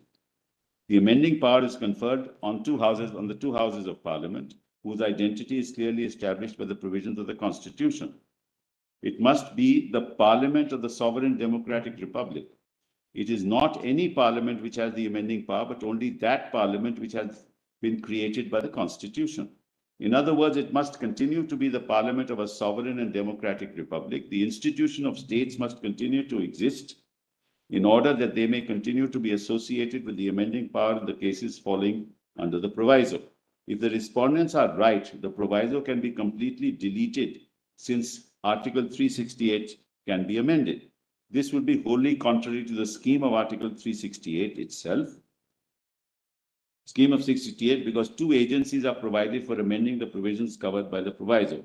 One agency cannot destroy the other by the very exercise of the amending power. The effect of limitless amending power in relation to amendment of Article 368 cannot be conducive to the survival of the Constitution itself, because the amending power can itself be taken away and the Constitution can be made literally unamendable by virtually unamendable by providing for an impossible majority. While examining the above contentions, it is necessary to consider the claim of the respondents that the amending power under 368 has the full constituent power. It has been suggested that on every occasion the procedure is followed as laid down in Article 368 by the two houses of parliament and the assent of the president is given, there is the reproduction of the functions of a constituent assembly. Just mark. In other words, the parliament acts in the same capacity as a constituent assembly when exercising the power of amendment under the said article. This is fundamental to the entire argument that I make.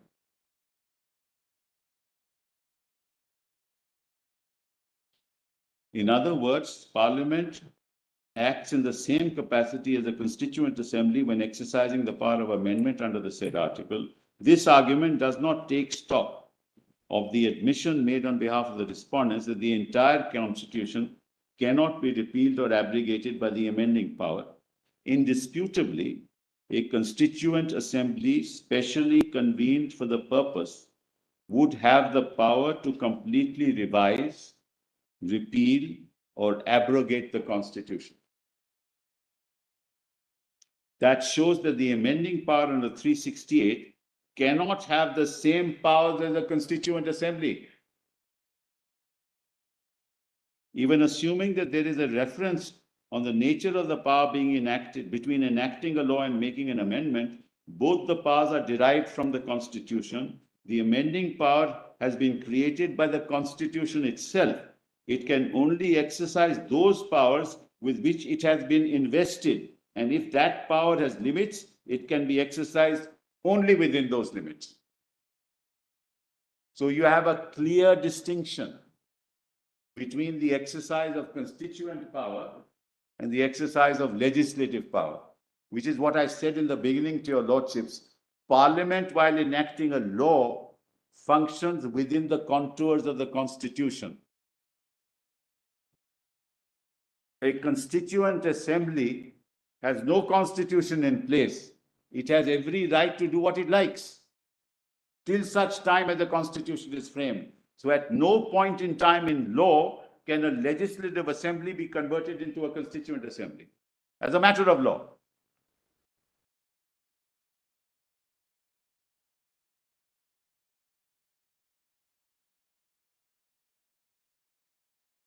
Yeah.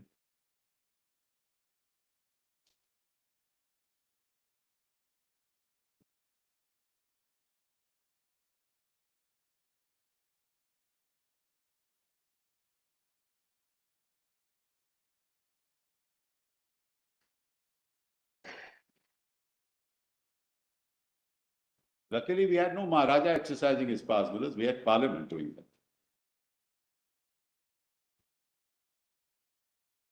And Now, even when Parliament amends the Constitution, yes, it's not exercising powers as a constituent assembly. that's correct. It may be exercising a constituent power, That's correct. the power to amend, but because it's a power which is restricted, You are subservient to the Constitution. That's right. And therefore, you're bound by the provisions of the Constitution, by virtue of which your power to amend the Constitution is circumscribed.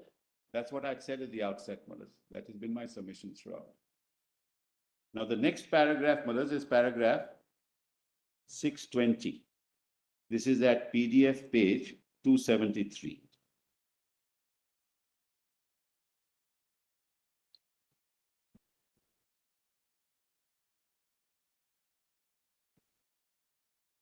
Whose judgment is that? This is Justice Hegde and Justice Mukherjee. 270? Mullahs, 273 PDF, para 620 minutes. Otherwise, Mullahs, see the danger of this argument. Tomorrow, Mullahs, Parliament says that we are the Constituent Assembly. They can do away with basic structure. Dr. Ambedkar also spoke about it in his speech on 25th of November, 1949. I'm sorry, I didn't get your note. Dr. Ambedkar, Yes, while presenting the final draft yes, on 25th of November 1949, Yeah. also spoke about this aspect yes, yes. in his Yes, concluding I think speech. we have it, I think. We have it, I think, in volume 8. I just come to that. No, the point I'm making is a more fundamental point which impacts the future of our country. If you in principle say that a parliament can convert itself into a constituent assembly, then where do we go from there? Forget about this case. I'm far more worried about our future. Parliament can never say that, because that constituent assembly is a political process, which I said at the beginning. It's a political process in the context of the aspirations of all those participating in the constituent assembly as to what the state should be like. How do you meet the aspirations of the different segments of the community which have to be met, and what kind of provision should be put in place? So it's the genesis of the politics of the day which determines what kind of constitution we want. Which is why, when you talk about diversity, when you talk about minorities, we talk about Dalits, we talk in our constitution, what were we faced with? In 1947, what were we faced with? We were faced with a situation where disparate communities, diverse communities, different religions, different races came together to be part of the Union of India, and their aspirations had to be met. So you had provisions with the Dalits, you have provisions with the minorities, you had provisions dealing with reservations, the scheduled castes, the scheduled tribes. That's a political process. That's why our constitution is what it is. Unlike, as I told, in Europe, it was an entirely different process. Here it was an amalgamation of colors to be united as one, which is the Tiranga. That's what it is. You can't convert a legislative assembly into that process. But equally, Mr. Sibal, to completely divorce the power of amendment from the political process inherent in the amending power Yes, of course. would not be appropriate, because there's no strict dichotomy in that sense between the exercise of the constituent power itself being traceable to the political process and the power of a constituent assembly being entirely political in its nature. The constituent power itself of parliament to amend the constitution is a political power. I agree entirely. Absolutely right. We're not saying you can't amend. Because it's not our case. You can. But when parliament amends according to you, it is not exercising the powers of a constituent assembly. That's all that I'm saying. That's all that I'm saying. It's not converting itself. And then it has to function within the Constitution of India. I'll come to that later. We're at a stage, Mullahs, where a CO is issued. The constituent assembly is untrammeled. That's right. It's as if it is working on a clean slate. That's correct. Absolutely. Absolutely, Mullahs. And the judgment says so, Maharaj. That it's not bound by anything. Bound by the representatives of the Constituent Assembly who have common aspirations to draft a constitution for the future of the people of the country. Which is why diversity, protection are fundamental to our constitution. For this reason, this very reason. So you want to take away that, that's very dangerous.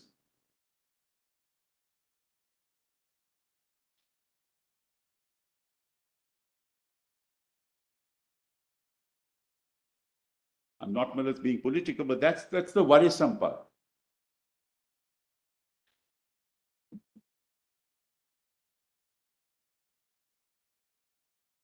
May I reach 6:20 minutes? 20. Now, coming back to Article 368, it may be noted that it has three components. Firstly, it deals with the amendment of the Constitution. Secondly, it designates the body or bodies which can amend the Constitution. And lastly, it prescribes the form and the manner in which the amendment of the Constitution can be effected. The article does not expressly confer power to amend. The power is necessarily implied in the article. The article makes it clear that the amendment of the Constitution can only be made by Parliament, but in cases falling under the proviso, ratification by legislatures of not less than one half of the states is also necessary. Normally, if you read the proviso, if you don't have the ratification, there'll be no amendment. You can't wish away the proviso. That article stipulates various things. To start with, the amendment of the Constitution must be initiated only by the introduction of a bill for that purpose in either House of Parliament. It must then be passed in each House by a majority of the total membership of that House, and by a majority of not less than 2/3 of the members of that House present and voting. And if the amendment seeks to make any change in the provisions mentioned in the proviso, it must be ratified by not less than one half of the state legislatures. Thereafter, it should be presented to the President for his assent. It further says that upon such assent being given to the bill, the Constitution shall stand amended in accordance with the terms of the bill. To restate the position, Article 368 deals with the amendment of the Constitution. The article contains both the power and the procedure for amending the Constitution. No undue importance should be attached to the marginal note which says procedure for amendment of the Constitution. Marginal note plays a very little part in the construction of a statutory provision. It should have much less importance in construing a constitutional provision. So, Mullahs, when your lordships talk about temporary, Mullahs, really you have to look at the Constitution.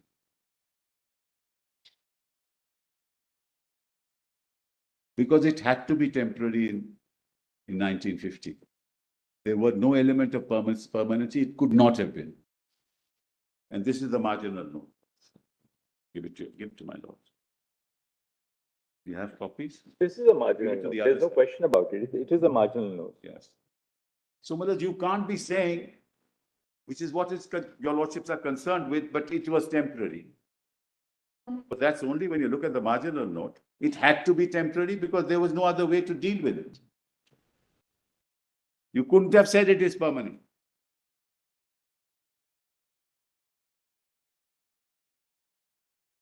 There's no doubt still about the fact that this forms a part of Part 21 of the Constitution, which still deals with temporary and But those special are provisions. I'm not disputing that. These are all different provisions, Mullahs. If you, I look. They've all been clubbed together in Part 21. That's correct. But we looked at it in the context of, Mullahs, what was going to happen in the northeastern regions.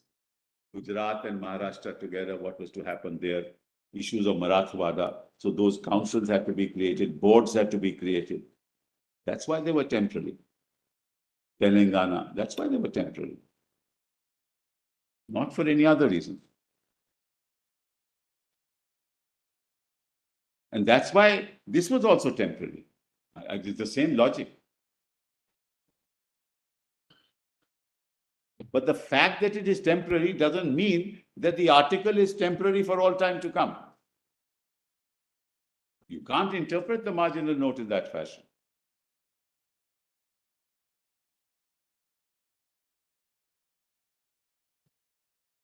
So the language of 368 to our mind is, I'm sorry. 317, did it actually do? Did they actually do? They put क्या उन्होंने?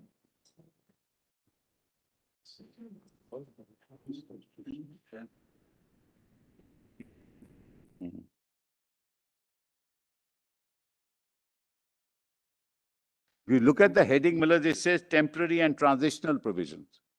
So 2 is temporary and 2 is transitional and 3 is temporary.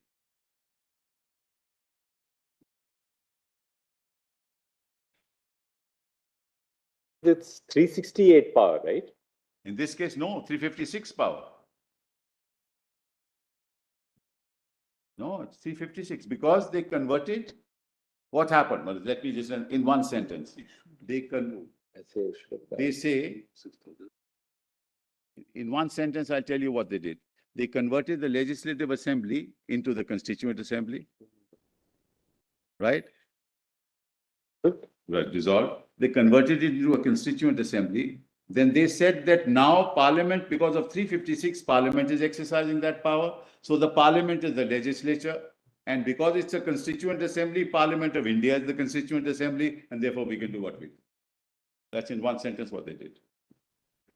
And they recommended to themselves. So instead of clapping by 2 hands, they clapped by 1 hand. Because they exercised the power of the legislature themselves. And because the legislature's consent was necessary to give that consent to themselves, and abrogated 370. Unique, constitutionally a unique, unheard of. I will not use that expression. A procedure that is unknown to law. Because the objective was entirely different. And I've been saying that from day one. That's how they brought in the 10 minutes. Yes.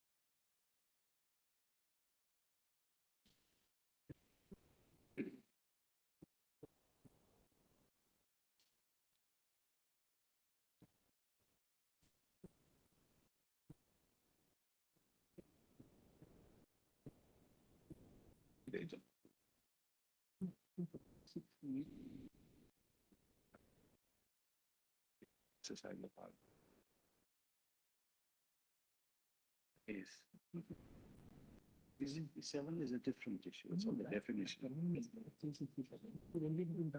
I don't think so. Discuss that.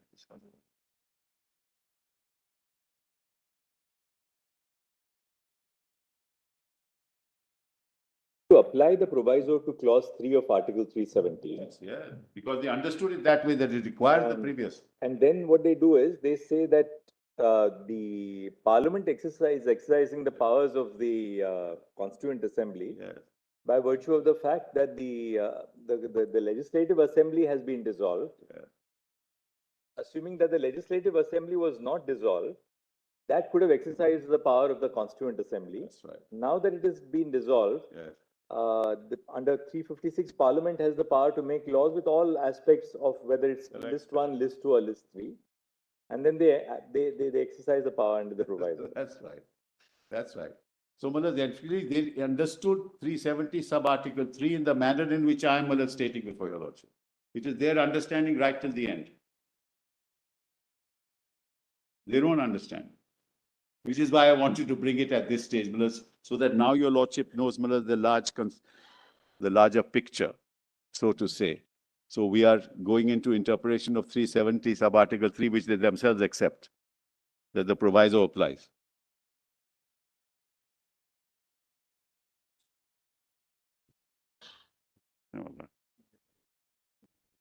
No, CJI Led Bench.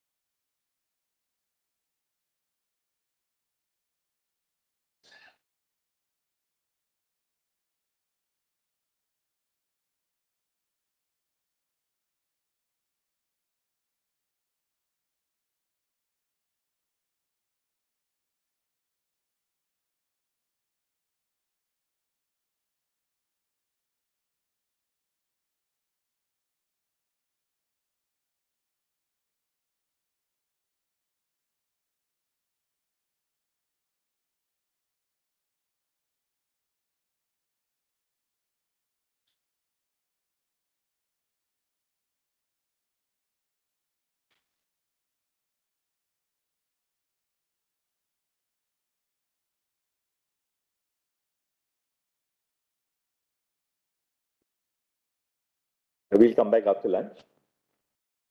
Mr. Sibal, if you can just, in a very brief while, take us through the process which was followed. We can go straight to that. Now we've understood anything more in Keshavananda apart from these four judgments? All right, we'll see that, and then so that we come to the end of then reading Keshavananda. But yeah, 25th November. And if your lordship sees the facts, I think it'll help. No, Where he said we enter a life of contradictions. That's how he It's about his amending powers also. In That's that. right, he covers it. He covers it. It was criticized on both the sides. That's right. It's too liberal and too rigid. Obliged. Deeply obliged.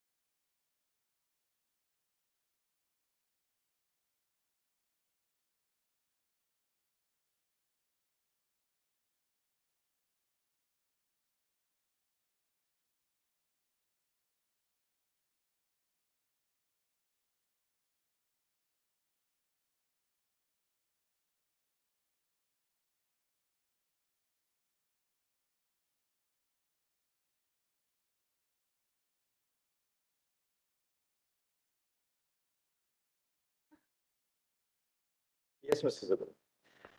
Well, I was reading Keshavnan Bharati at paragraph 620 at PDF 274. Let me finish that.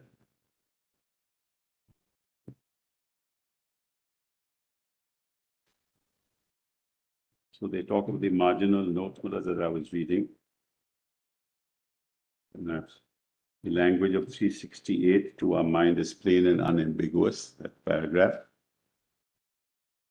The bottom of 620 minutes. Marginal note plays a very little part in the construction of a statutory provision. It should have much less importance in construing a constitutional provision. The language of 368 to our mind is plain and unambiguous. Hence, we need not call into aid any of the rules of construction about which there was a great deal of debate at the hearing. That the power to amend under the article, as it originally stood, was only implied. The marginal note rightly referred to the procedure of amendment. Reference to the procedure in the marginal note does not negative the existence of the power implied in the article. Then they go on to say whether you can amend every part of the Constitution. We're not concerned with that. That's the basic structure of hearing, so we're not concerned. Now kindly come to paragraph 1117. That's at PDF 424. 424. This is the judgment of Justice Jagan Mohan Reddy.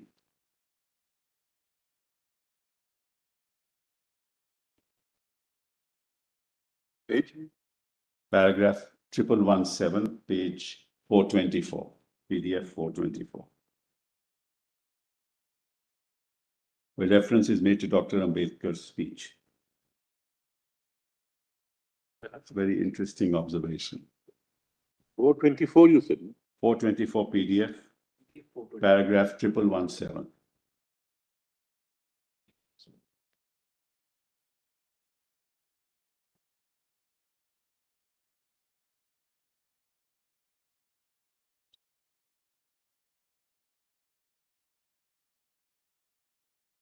The question arose in the context that when the Constituent Assembly is sitting, we're passing this and clearing this Constitution by majority vote.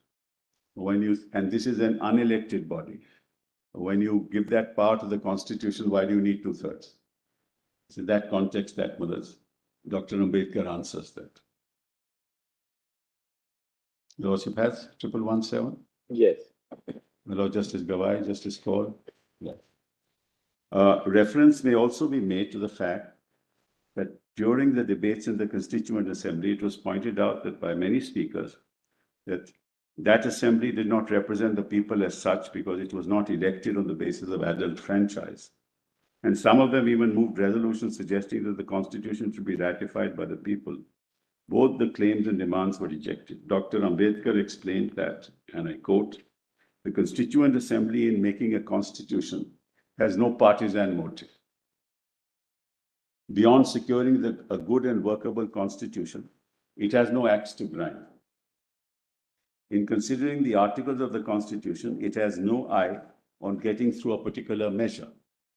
The future Parliament, if it met as a Constituent Assembly, its members will be acting partisan, seeking to carry amendments to the Constitution to facilitate to passing of particular measures which they have failed to get through Parliament by reason of some article of the Constitution, which the Constituent Assembly has none. That is the difference between the Constituent Assembly and future Parliament. That explains why the Constituent Assembly, though elected on limited franchise, can be trusted to pass the Constitution by simple majority, and why the Parliament, though elected on adult suffrage, cannot be trusted with the same power to amend it. How prescient brothers of Dr. Ambedkar. So when you are actually trying to use the legislative power, then you do it with a partisan motive because you want to get a bill passed, you want to get a particular policy through. But when you're as a Constituent Assembly, you have no such motive. So you can't convert a legislative assembly into a Constituent Assembly. Because as a legislature, your intent may be partisan. At the Constituent Assembly, it can't be. Well, you're not passing any law.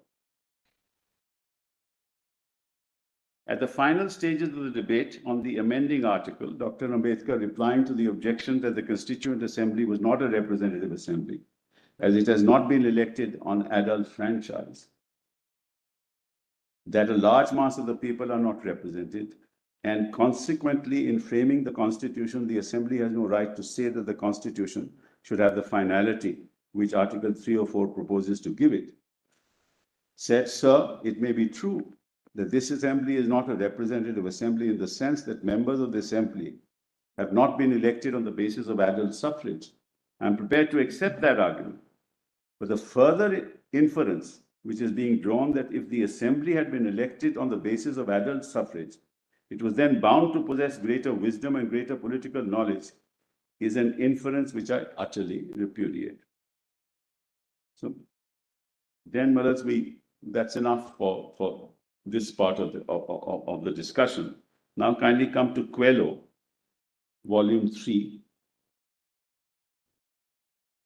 On the other hand, the Constituent Assembly of State of Jammu Kashmir was elected. Yes, yes. I'm saying on the rationale. That's whether right. it should or should not be. That's right. It's simple, there's slight difference between Article 370 and what is stated here and what is the objective and purpose. One, there is an element of flexibility in 370. Let's not go into the fact specific how it was done in this particular matter.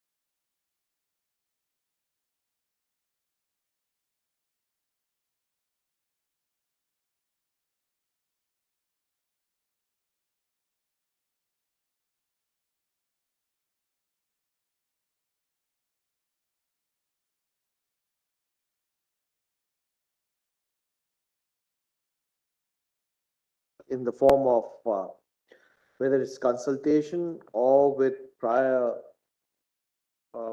with acceptance, incorporate and become part of it. So when we read the proviso to clause 3, at the time when the constitution was adopted, obviously there was no constitution of J&K. No, and no Constituent Assembly. And no constituent assembly. But obviously they were aware that constituent assembly is going to come up and going to do it. Absolutely. So why can't we, when we interpret the constitution, because if we accept the argument that clause 3 was not to become dead after the constituent assembly had enacted or except they had proposed the constitution, why can't we accept that argument that the Constituent Assembly, for the purpose of the proviso, could, in a sense, be interpreted also to include the Legislative Assembly, keeping in mind the fact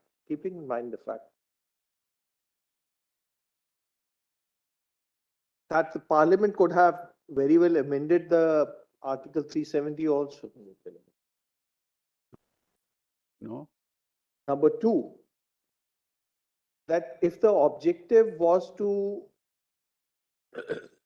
not to close or not to put the Article 370 in a straitjacket, which is obviously clear, it's a flexible article in the sense that you could, whether it's clause D or it's B1 or B2, you could keep on adding up to it and the orders passed reflect that.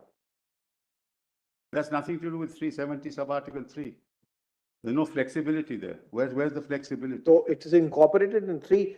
If we accept it's incorporated in 3, that notwithstanding anything contained in the foregoing provisions of the article, the President may, with public notification, declare the article will cease to be operative or shall be operative only with such exception modifications from such date as it may specify. Yes, the proviso puts a precondition to it. No, it's a flexibility at the instance of the Constituent Assembly, not at the instance of Parliament. Surely, Malas. But then, when we are reading the term Constituent Assembly for the purpose of the proviso, At that time, when it was enacted, it was in But they 1949. contemplated it, Malaj. They contemplated it. Why would they add the word Constituent Assembly in 370 when it was not? Because in at place? that time, we didn't have any legislative assembly for the state of J&K.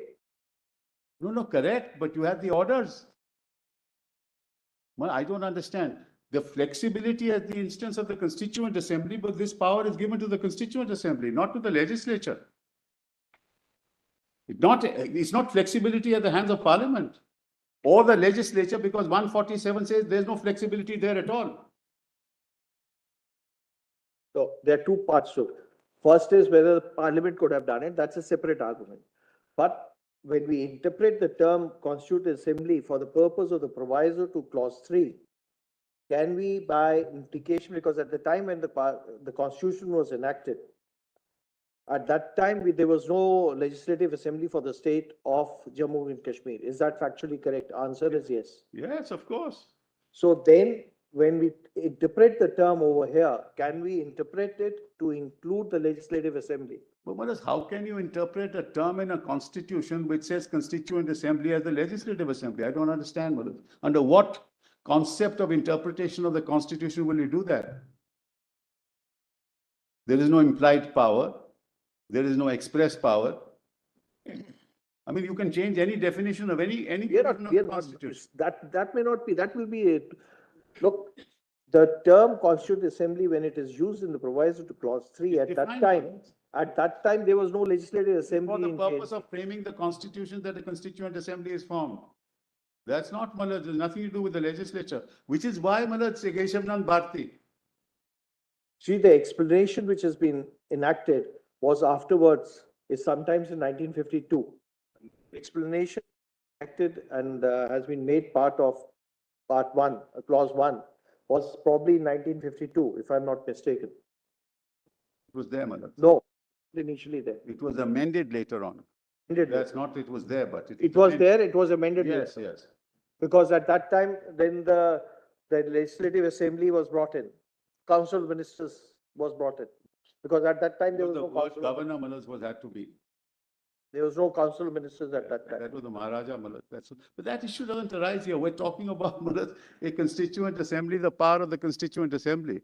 And you've now, there are now, the Keshavan Bharti, Malaj, fortunately and unfortunately sets the law. Mr. Sibal, just as a, because we are not looking at it from that perspective yesterday, where was the first reference to the Constituent Assembly? Of course, the Constituent Assembly of the state finds a reference in the Constitution itself in Article 372, Yes. 370 bracket 2. Where is the first reference to the Constituent Assembly in the documents which you read out to us yesterday prior to the Indian Constitution? I find that in the proclamation of the Maharaja, Malaj, they are in the constitution debates, Malaj. I find that there's also a reference in the proclamation of the Maharaja which you read out yesterday. The reason I'm asking is this. It's probably there, yes. Sorry? Karan Singh's proclamation, I think. Malaj. Yes. Huh?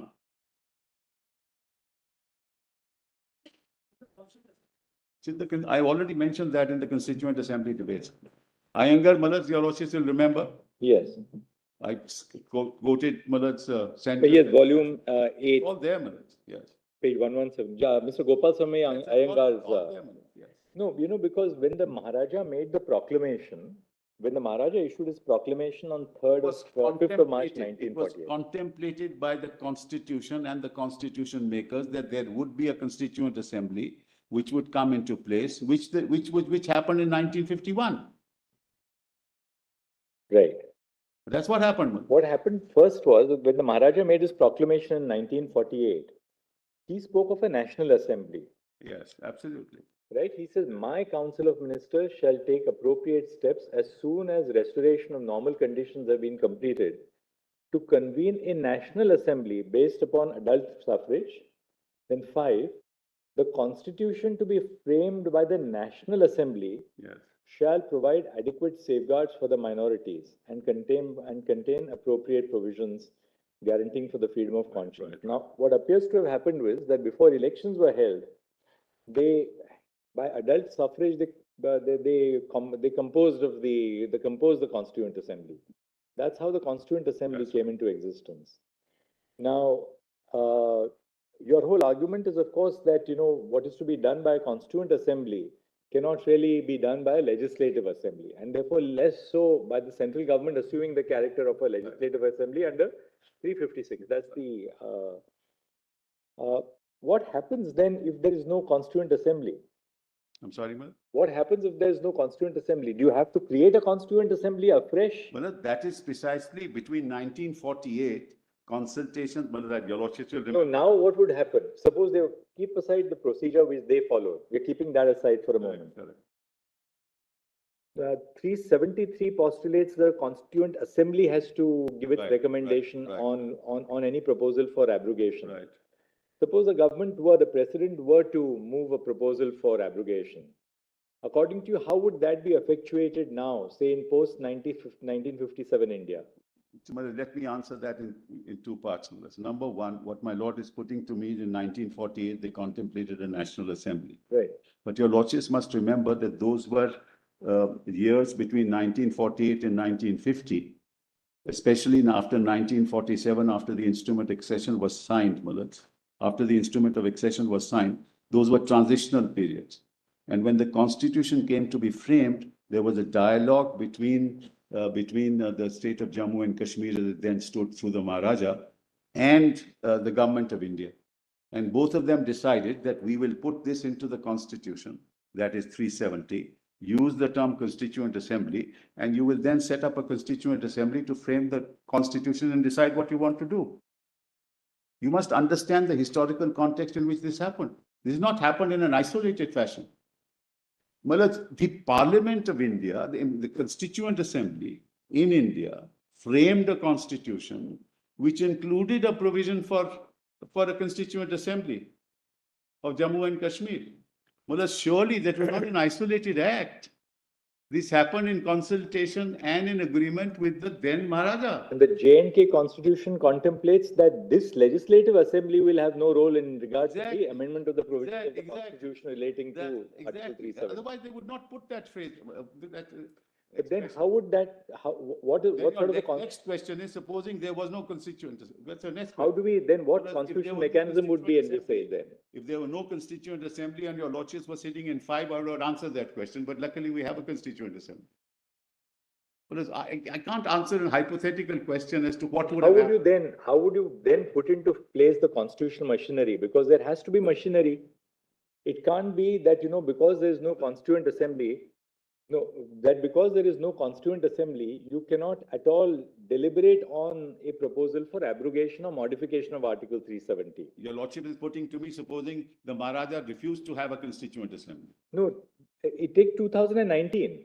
I'm sorry? Take 2019. Yes. When the Constituent Assembly has been convened, the Constituent Assembly has drafted the Constitution. Yes. Therefore, its role has come to an end. There is no Constituent Assembly. Correct. 2019, the government wishes to, the president wishes to modify Article 370. Yes. Now, we've seen the process which they followed. Yes. What, according to you, would have been the constitutional process to...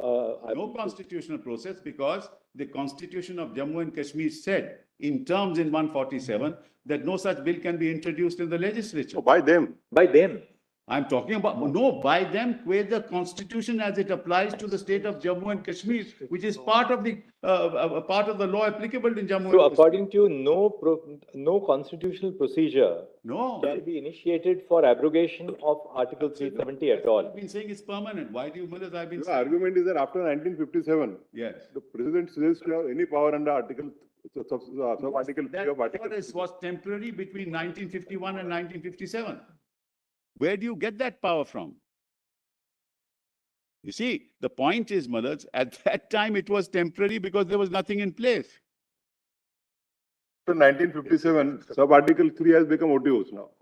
Yes, no, Malad. It can happen as a political decision. The Jammu and Kashmir government and the legislature of the state unanimously did what, and they merged. That's another issue altogether.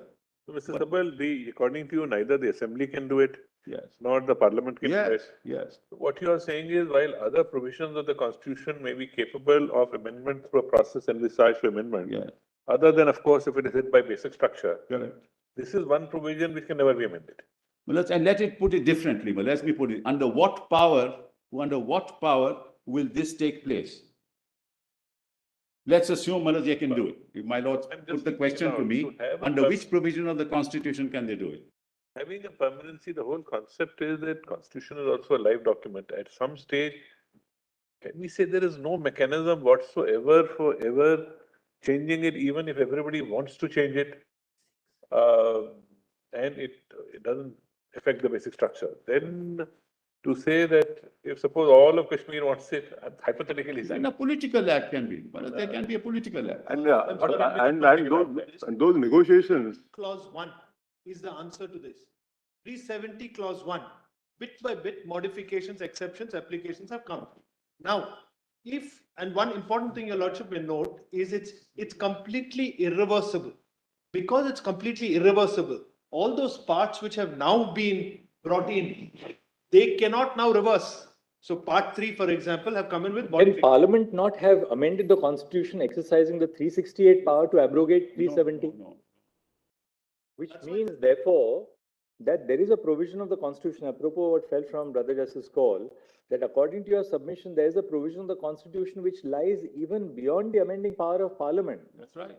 Your lordship may note So we are creating then a new category apart from basic structure. No, not That 370 belongs to that. It is inherent and it's integrated into 370 itself. It's not a new category. It's a category that exists. 370 clause 3 only provides that if you want to abrogate, there is a mechanism for abrogation, which is why it's temporary. Now, if 370 clause 3 goes and is not brought into service, 370 clause 1 can now be used continuing with the legislative assembly, with the government of Kashmir, giving its consent, and the entirety of the constitution can be made applicable to Kashmir still under 370 clause 1. It can still be done. So the answer is not that it can't be done. I'm sorry. Let's assume Is it- what your argument on clause 3, Is which has allowed. been argued that clause 3 is today etched in stone, is now, it cannot be. not done. Want to put Yes. is that 371, according to 370 sub clause 1, itself envisages bringing in different provisions. Correct. Tomorrow, through that process, it is said that each and every provision of the constitution applies to the state of JNK. Yes. Then what remains of 370? Nothing. Then the only, Want to say that you can, It can in be a done. sense, make completely 370 infructuous, yet it is sacrosanct where it can never be removed. Let me just explain, Manoj. Clauses 1 and 2 and 3 have to be read together. 2 is transitory. 3 provided for abrogation to be temporary. So if you have a constituent assembly and they are giving their recommendation, then the abrogation was immediately possible. It's a shortcut and 370 comes to an end. The long way around is through 370 clause 1 with applying provision of part So 1. I'm saying therefore said that Yes. 371, according to you, Yes, can mean, orders have been issued from time to time. yes. That it can say that each and every provision of the constitution. It can, of course. Correct. Once we come to that, Yes. I'm just thinking aloud, what remains in 370 after that? Which means So you are saying the shell of 370 should remain, but the substratum can we are be, saying that assimilation needs to follow the correct procedure. The 370 clause 1 procedure is still available, was what we are arguing. I don't know what It's he's arguing, but it's certainly not what Well, I'm. this is what we are saying. Yes, yes, That- yes. That may be his interpretation. Expression. I think, let Mr. Sibal come, because, otherwise that will, I think, Mr. Shankar Narayan, what will happen is, we are following a certain line and a link and a syntax, so, I mean, I think, we might be broken up in the nuance of. Respect Mr. Sibal, he knows the law. We also will therefore didn't jump and answer the questions. I don't think. see, the nuances are so many as something Mr. Sibal is arguing, something which you propound to do so. Mr. Yes, he Dwivedi can. said, no, this is not what I'm saying something different.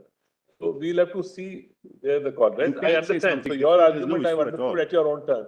It says that you can keep the shell, but the process is to 370 and So 1. there is another interpretation.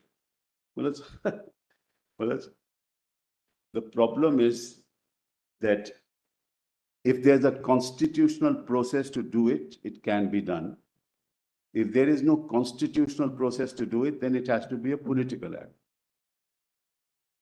He's So why saying there not- is a constitutional process by which it can be done under 371. No, you can't do away with Okay, I- 370 sub clause 3. No, suppose, after all, orders have been issued from time to time, bringing different provisions of the constitution in Right, force. right. Can you not say that another order be issued that it can under one saying that all the provisions of the constitution apply, and list them all of them and say all of them apply? Well, the problem there is if you say all of them will apply, it applies to what? The concurrent list and the instrument of accession. Mr. Sibal, It doesn't apply to the other parts. insofar as clause D is concerned, Yes. there are no limitations. If you read it, much of the provisions of the constitution shall apply in relation to the state subject to such exceptions and modifications as the precedent may by order specify. Correct, This is done by second proviso, correct. provided further that no such which relates to matters other than those referred to in the last preceding proviso shall be issued except with the concurrence of that government. Yes.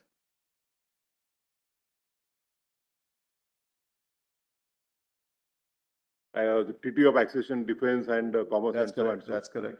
So if- And the lists involved there. And the list involved. Correct, So suppose if the parliament yes. decides to make the entire provisions of the constitution applicable to Jammu and Kashmir. Limitation under clause D. Yes, there is. That's the point I'm making, Malaj. Because the structure of 370 and in the context of the legislature of Jammu and Kashmir is that the residuary power remains with the state. Because the distinction is that insofar as those powers Concurrent under- list and instrument of accession are two separate things, but there's no issue there. They can do it, both under 371, no issue. insofar as instrument of succession, those Only entities are four- only concerned, four items. Their only requirement is Consultation. Consultation. That's correct. Insofar as the clause D is concerned, the requirement is more stringent and concurrence is required. That's list 3, Mother. That's concurrent list. Residuary power is always with the state. That's the problem. That can't be done by any process. Even under 370 sub-article 1. That's the problem. But I see the point that your Lord is making, my Lord is making, that look, once the Constituent Assembly is over, then of course there's a status quo, it can't be changed. This is what my Lord is putting to me. Yes, there is, but then we have to find a constitutional procedure through which it can be done. Not amount to equating it with the principle of basic structure itself, that it can never be done. Like you cannot, and that also through a judicial pronouncement, No, the but philosophy of Let's basic structure. all right, let's not talk of 2023, Madhaj. In 1950, what was the position? This was the position. That it can't be done. No, but prior to the basic structure doctrine itself, it could be done. Parliament, no, how can this- we say that Parliament could not have exercised its plenary amending power This is not basic. to abrogate Article 370? This is not basic structure, Madhaj. This is a compact between one sovereign and another engrafted in our constitution. It's a constitutional compact. Then what happened? Unlike other states where Malaj, where Junagadh, Malaj, he didn't agree, you know, as a political act, you took over Junagadh. He ran away, the Maharaja ran away, But Malaj. that, Mr. Sibal, there, I think we are treading on thin ice, because the moment we say that this was just a recognition, this was a recognition of a compact between one sovereign state and another which forms a part of our constitution, then such a sovereign compact is capable of being overridden That's all right, Malaj. So then we could. by the sovereign of the succeeding state. That debate is a separate debate which doesn't arise in this case because there's a procedure that they have followed. That debate doesn't arise here, Malaj. We're not talking of that at the moment. That's not an issue. We're talking about a procedure in terms of 370, which they followed, consistent with the interpretation of 370. Having taken that position that we need the consent of the Constituent Assembly. Is this the Constituent Assembly according to you? Yes, Yes. that's right. That's the procedure. That we've We're appreciated only that on that. submission. Yes, of course, we have appreciated that We are submission. limited only on that. That the Large- process, in other words, your contention is that the process which the government of India followed assumes that the proviso to clause 3 applies, Yeah, that this change has to be brought in through a Constituent Assembly. correct. But this was evidently not the Constituent Assembly because A, it was the Legislative Assembly that you have invoked, and two, even that Legislative Assembly was dissolved and ultimately Parliament was exercising that power in the 356. Now, the larger question, supposing your lordships were to say this is not the right procedure, then the question will arise, can they do it through any other procedure? Then what my lord is putting to me may arise. But we're not on that issue. We're not giving solutions to the other side that you can do it under 370. I don't know where that comes from. So that's, there's a limited constitutional issue before you, which is the process, the power and the process. The power is in 370 sub-article 3. The process is what they followed. Can they do it under 370 sub-article 3? And is this process right? That's the limited issue that your lordships have to decide. If there are other processes available under the Constitution, if they follow them, maybe, but that may be valid, may not be valid, but I can't answer that question in a vacuum.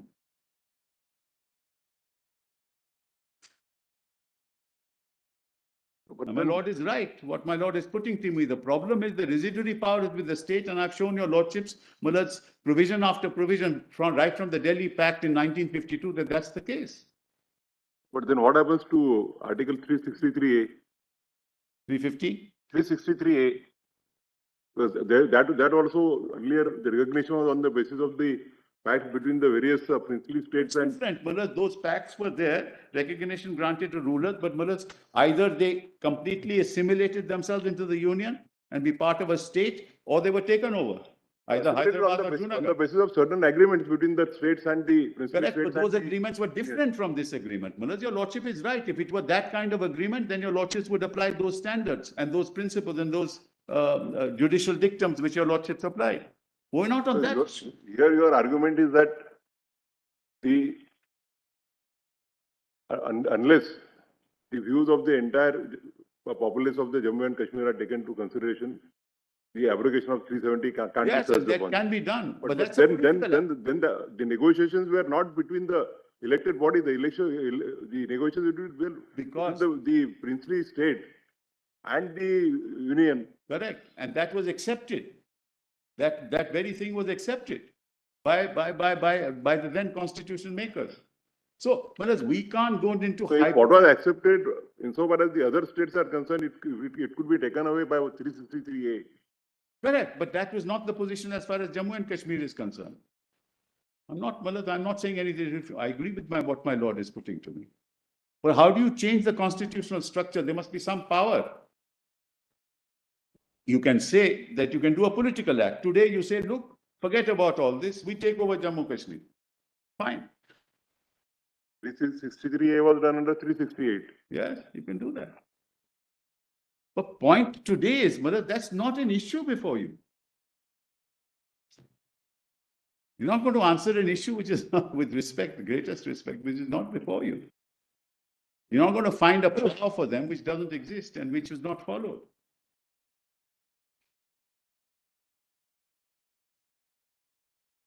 Yes, Mr. Go back. I understand, Mullah, the difficulty, and I understand, Mullah, the fact that at some stage or the other, this had to be, let's put it this way. This had to be done. Let's put it this way. Somebody said this has to be done. So then Mullah, there must be found a constitutional way of doing it. I'm not saying there are. Not has to be done, I would say, but whether it could be done or not. No, not could meet be. the mandate. Question is, you say it can't be done. No, I say this was a political act. I don't say anything more than that. This was a pure political act. And you circumvented the provisions of the Constitution to reach a particular end result, which you always wanted. That's the second part is that, which you will argue, of course, that the Yeah. process by which they followed was. Yes. Well, that is the issue before you. There's no other issue before you. According to you, this could have been only done on the recommendation of the Constituent Assembly. Absent a Constituent Assembly, you cannot exercise the power to abrogate. Number one. Number two, in any case, it is they who believed that this could only be done through the Constituent Assembly. Apart from the fact that I say that it could be done, they also believe that it could be done, and they followed that procedure. Now, whether that procedure was right, was wrong, is for your lordships to decide. Whether there is another way to do it is something that they will decide. That's all that I can say. I don't want to make the argument, in a hypothetical argument, conjuring up issues that don't arise in this case. And I don't want to give a helping hand as my learned colleague wants to do, because he can do it outside the court. The lighter side, you said if you had to do it, you would do it a different way. Maybe. But you can't introduce a bill in Parliament at 11 o'clock, pass a resolution without anybody knowing about it. Of course, those are internal procedures. You're the Parliament. I'm not saying anything. 212. Yeah, so I'm just saying, 11 o'clock, Or as nobody a knows. Nobody knows. Larger issue, as a member of Parliament, you will say, don't touch us. Yes. That's right. So I'm not touching that process either. I'm only saying that this is what, it sort of fits into the argument that this is was a political process carried through certain constitutional means, which unfortunately were not available. Always a political process, Mr. Sibal. Only question is whether it is within the constitutional means or not. That's right. Everything is a political process. No, I'll tell you how, Manoj, because now let me just go through Coelho and then I'll go back to the list of dates. Yes. Volume 3. You want us to read what now? Volume 3, Manoj. Page PDF 323. And the fact of the matter is, Manoj, apropos what my learned friend said, almost all the laws applicable in the Union of India were applicable in Jammu. As of today, Manoj, I have a list, it runs into, pages after pages. Everything has been adopted, apart from the, other than the residuary power. Everything is adopted. Everything. It's like Mr. Sibal, 100 and... you are referring volume 3?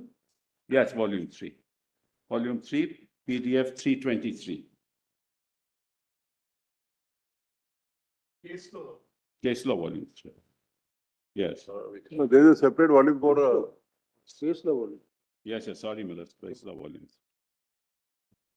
Yes. It's Coelho, Miller. Coelho and Rameshwar Prasad, they are in one volume.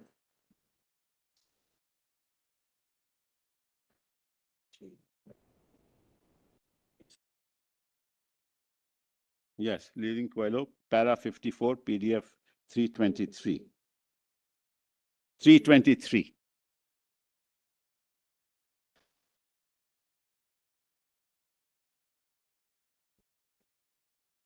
Running page 776, Miller.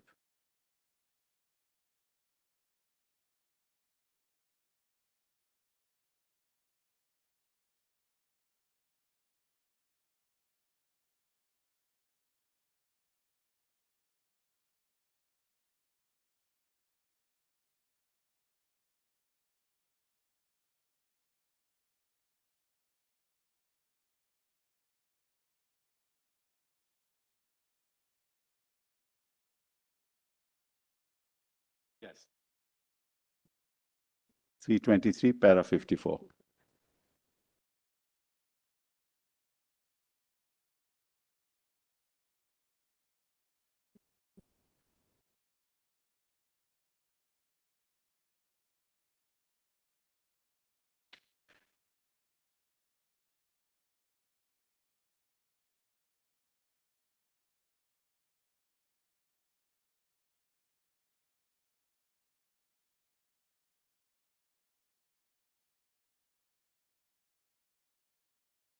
And remember this, if you use 368, you will have to have 2/3 present and voting.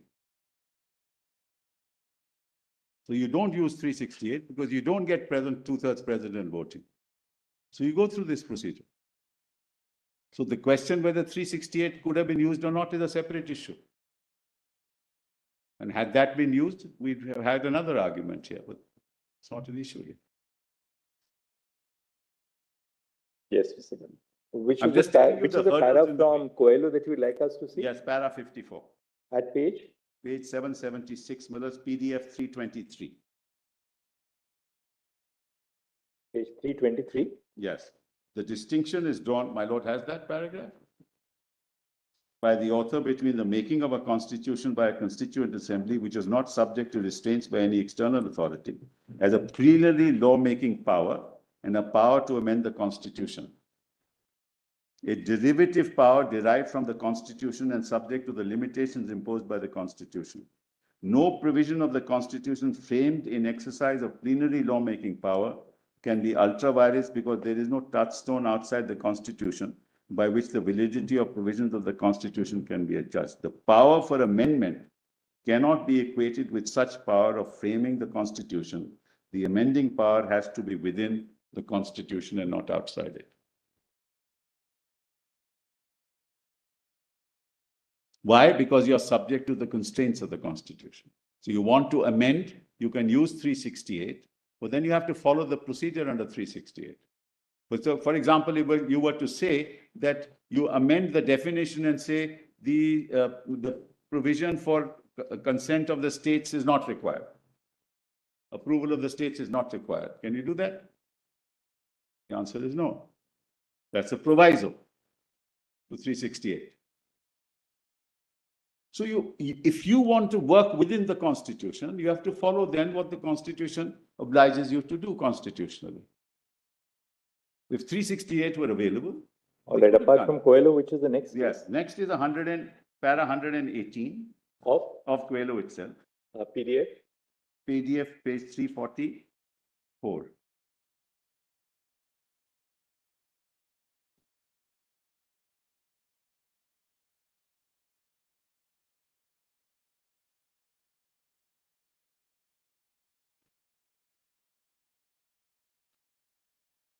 We have I'm sorry, para 180.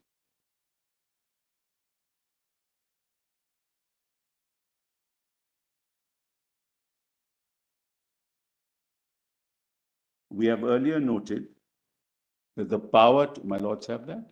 Para 118. Yes. We've earlier noted that the power to amend cannot be equated with the power to frame the constitution.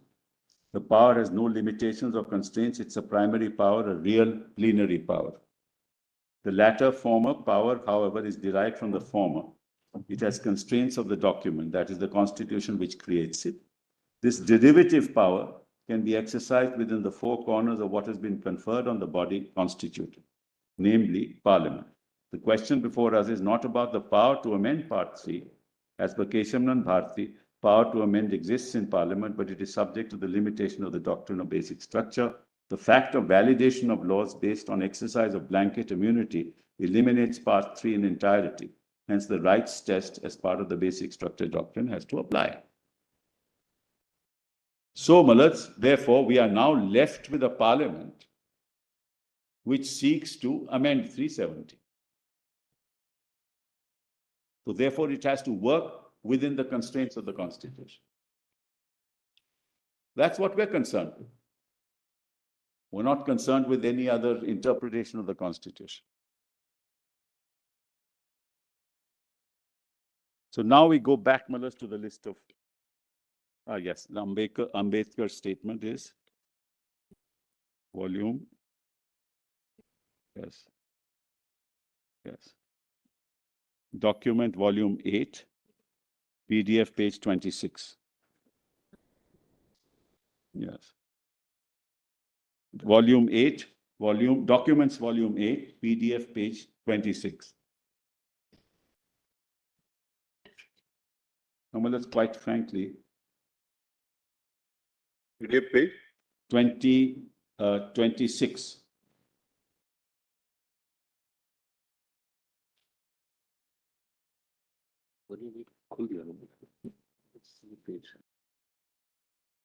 Just two paragraphs, and then I'm done with this issue altogether, Malas.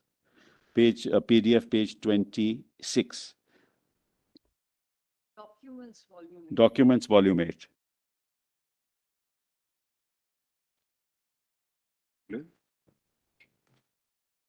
Eight.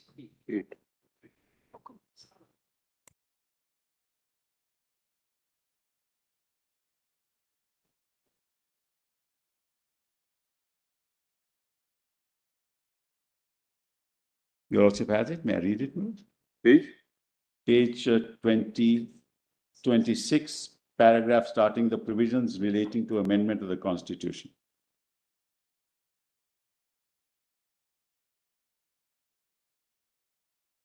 My Lord Justice Surikant has it. Yes. My Lord Justice Cole has it. Yes, sir. Fine. The provisions relating to amendment of the Constitution have come in for a virulent attack at the hands of the critics of the draft Constitution. It is said that the provisions contained in the draft make amendment difficult. It is proposed that the Constitution should be amendable by a simple majority, at least for some years. The argument is subtle and ingenious. It is said that this Constituent Assembly is not elected on adult suffrage. But I've read this part of it I've read. We actually read it from just Jagannath So Reddy's. let's leave that. Come to the next paragraph. Sorry, Hegde. What is said to be the absurdity? That paragraph, next paragraph. Yes. What is said to be the absurdity of the amending provision is founded upon a misconception of the position of the Constituent Assembly and of the future Parliament elected under the Constitution. The Constituent Assembly, in making a Constitution, well, that also I've read. So this is the exact. There's only one part in Dr. Ambedkar's statement which is very prescient. Dr. Ambedkar postulates that a future Constituent Assembly may be a future Parliament itself. Yes. Says the future Parliament, if it met as a Constituent Assembly, Yes. its members will be acting as partisans, seeking to carry out amendments to the Constitution Yes. to facilitate the passing of party measures which they failed to get through Parliament by reason of some article of the Constitution, which has acted an obstacle in their way. This is That the is precise difference between argument. the Constituent Assembly and the future Parliament.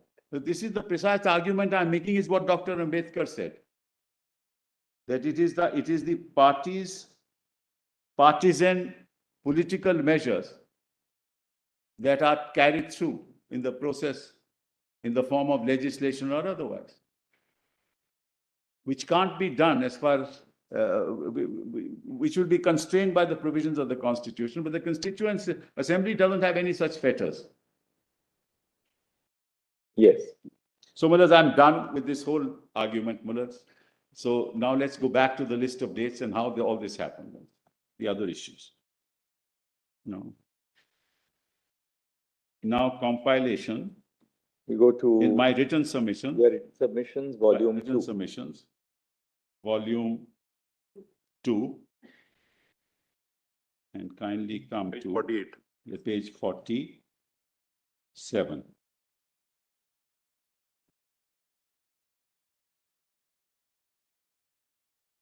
Yeah. Huh? Yes, where is that? Yes. These are list of dates. List of dates, kindly come to Volume, PDF written 47, submissions. item 57. Submissions.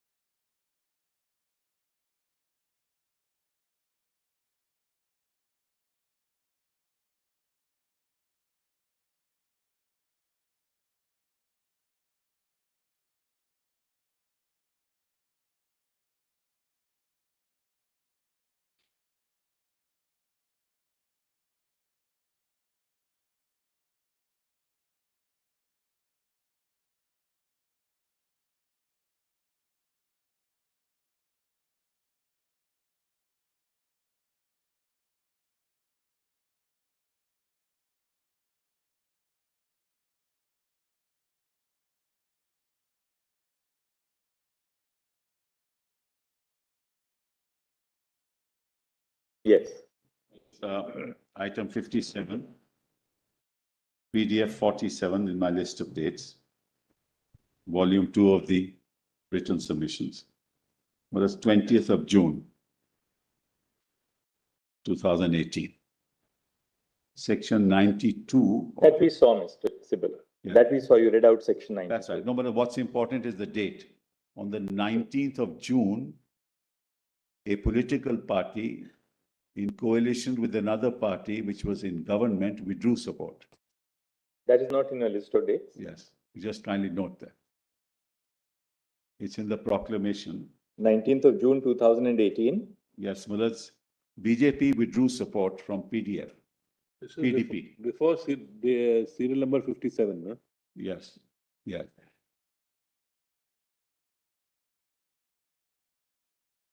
It's in the document, but I just wanted to.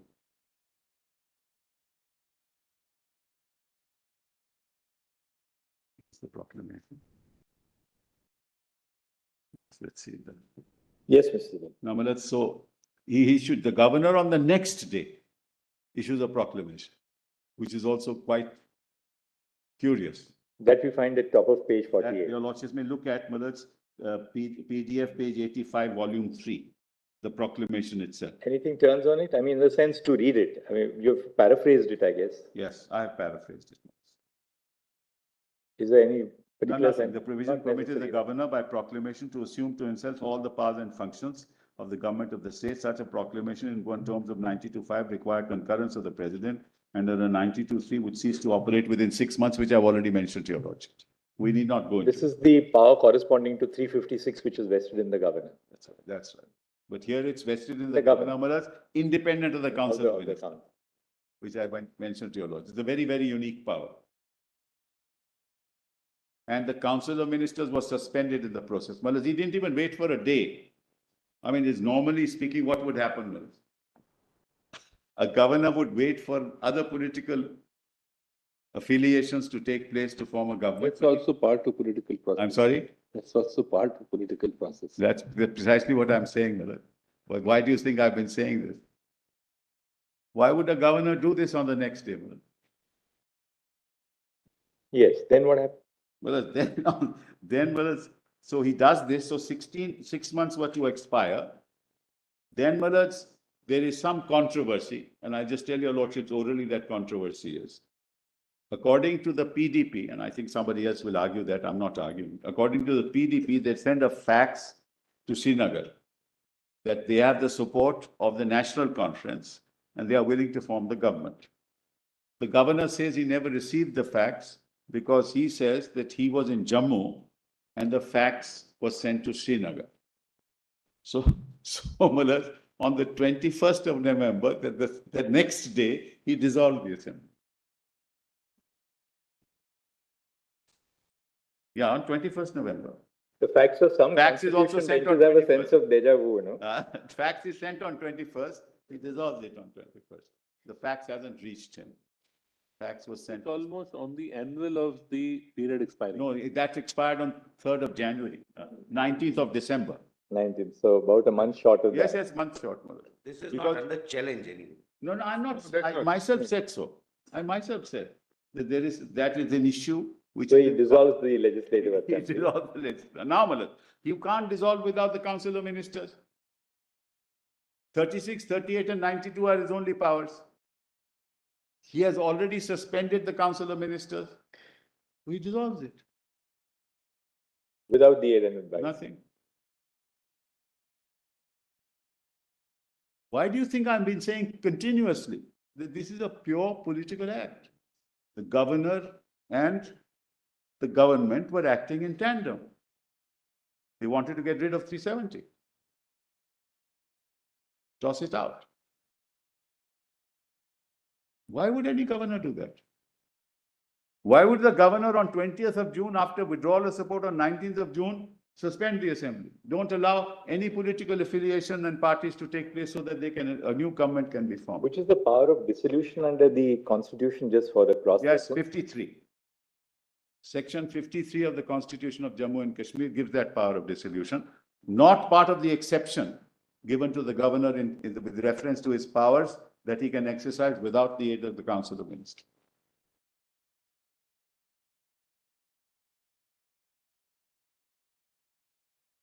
Yeah, because section 35 refers to 36, 38 and 92. 36, 38 and 92.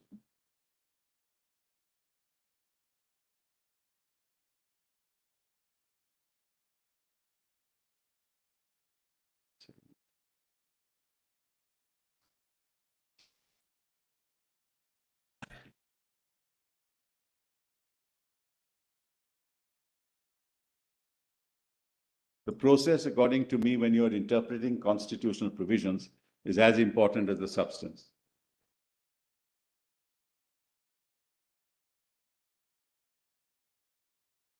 Because it's a constitutional process. That's what another Coelho says, but this time it's Paulo Coelho in The Alchemist. That's right. Then, Malad, on the 19th of December, the proclamation of governor's rule expired. A proclamation under 356 promulgating president's rule in the state of Jammu and Kashmir was issued on 19th December. So then came president's rule. So on 3rd of January, want to show the proclamation?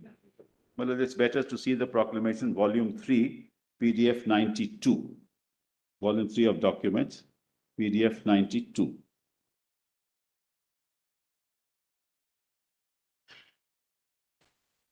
You want us to look at this, Mr. Simmel? PDF? You want to? Yes, I do. Let's see that, Malad. It's important. Because that's a very important provision. It has huge implications as to what happened later.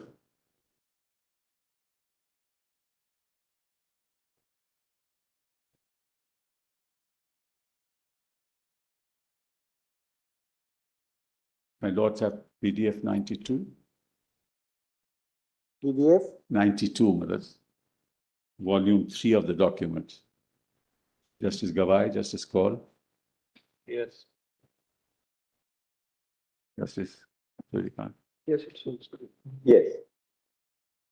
The following proclamation by the President is published. I, so and so, have received a report from the Governor of the state of Jammu and Kashmir, and after considering the report and other information received by me. Well, it's all Governor's rule. Kindly see, Malad. It's all Governor's rule from 20th of June right up to this date. There's no Council of Ministers in place. There's no government in place. But he sends a report that the government cannot be carried out. Where is the basis for any of that? There are no negotiations. There are no communications. So he says, I am satisfied that a situation has arisen in which the government of the state cannot be carried on. Government of the state, but the government of the state was carried on by the governor. In accordance with the provisions of the Constitution of India as applicable to the state and of the Constitution of Jammu and Kashmir. Now, in exercise of the powers conferred by Article 356 and of all other powers enabling me in that behalf, I hereby proclaim. Kindly come to C.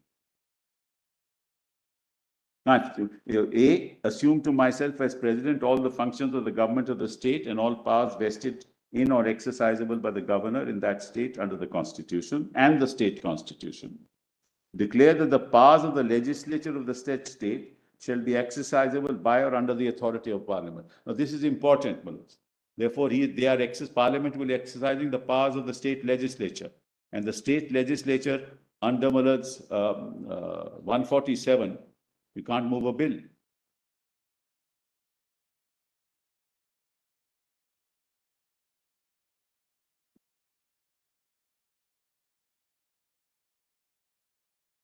Which is what Ambedkar said, which is what Keshav Nand said, that you can't do this. You have to be confined to your powers and responsibilities under the Constitution under which you're acting. So, declare the legislature of that state shall be exercisable by or under the authority of Parliament, make the following incidental and consequential provisions which appear to me to be necessary or desirable for giving effect to the objects of the proclamation In exercise of the functions and powers assumed to myself by virtue of Clause A of this proclamation, as aforesaid, it should be lawful for me as President of India to act to such extent as I think fit through the governor of the said state, the operation of the following provisions. Now, this is very important, of the Constitution and of the state constitution are hereby suspended. Under what power? So much of the first proviso to Article 3 of the Constitution as relates to the reference by the President to the legislature of the state, and the second proviso to that article, so much of Clause 2 of Article 151 of the Constitution as relates to laying before the legislature of the state of the report submitted by the governor, by the Comptroller and Auditor General. Now, what they did was they took away the proviso to Article 3. Under what power? You can't amend the Constitution in virtue of your power under 356. Now, let's see what the proviso to Article 3 of the Constitution says, Mullahs. Kindly have a look. Kindly give it. Volume 1. Constitution, Volume 1. Documents, Volume 1. PDF page 186. Sorry. 65? PDF page 65.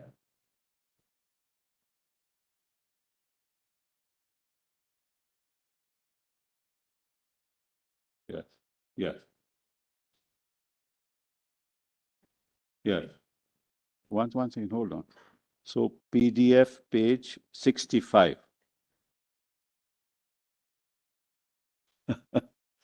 This is an amazing piece of handiwork. It's a mosaic of illegalities. Attracted enough to be junked.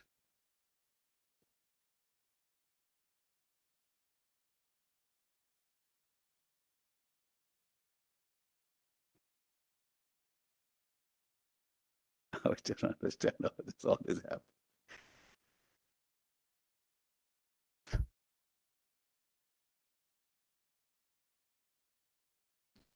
There must have been great constitutional advisors, Mullahs, who would have thought of this very complicated handiwork, which found itself in our Constitution.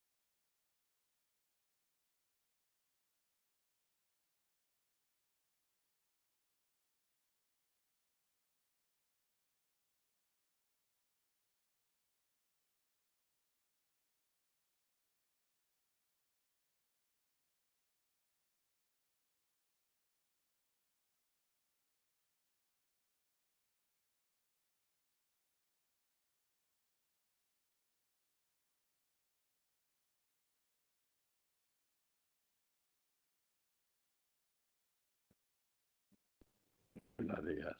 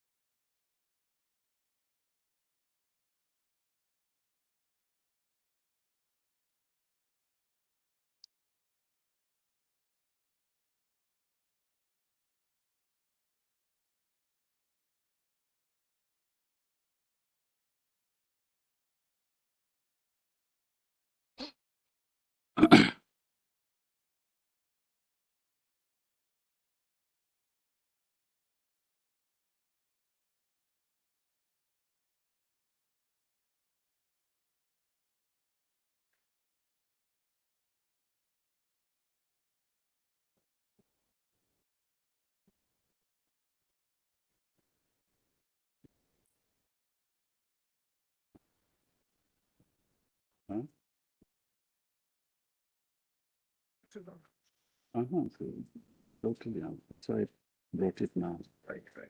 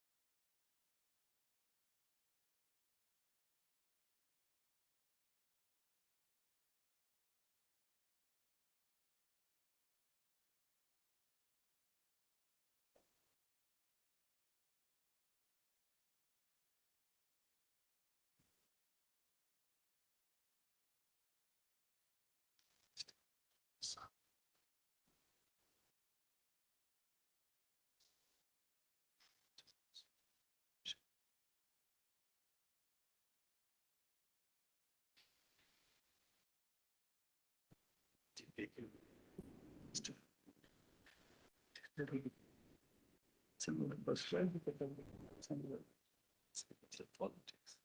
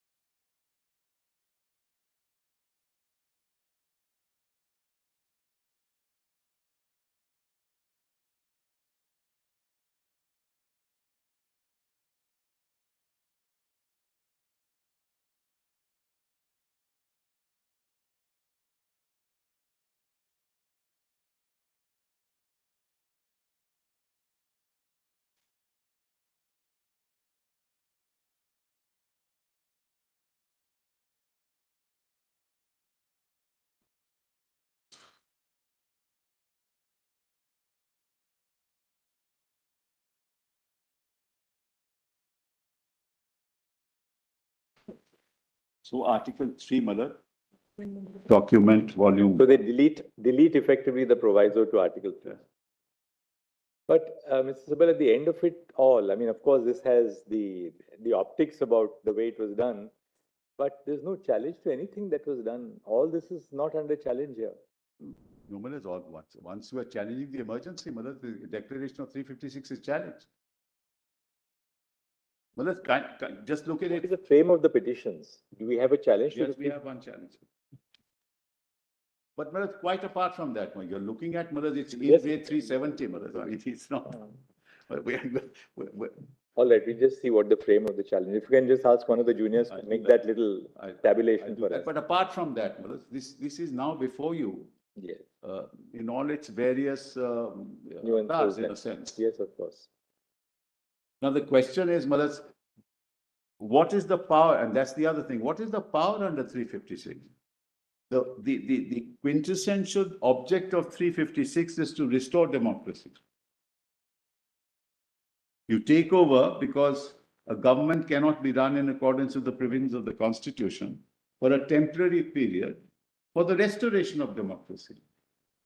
You don't use 356 for its decimation. You can't amend the provisions of the Constitution under 356.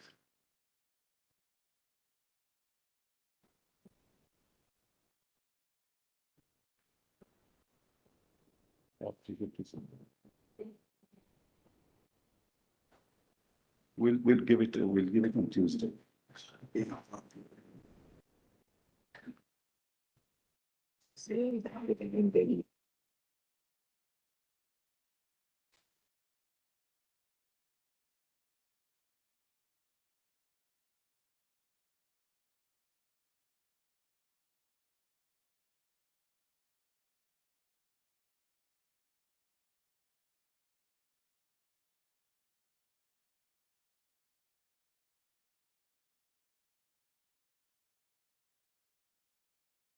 We'll have to show the Constituent Assembly.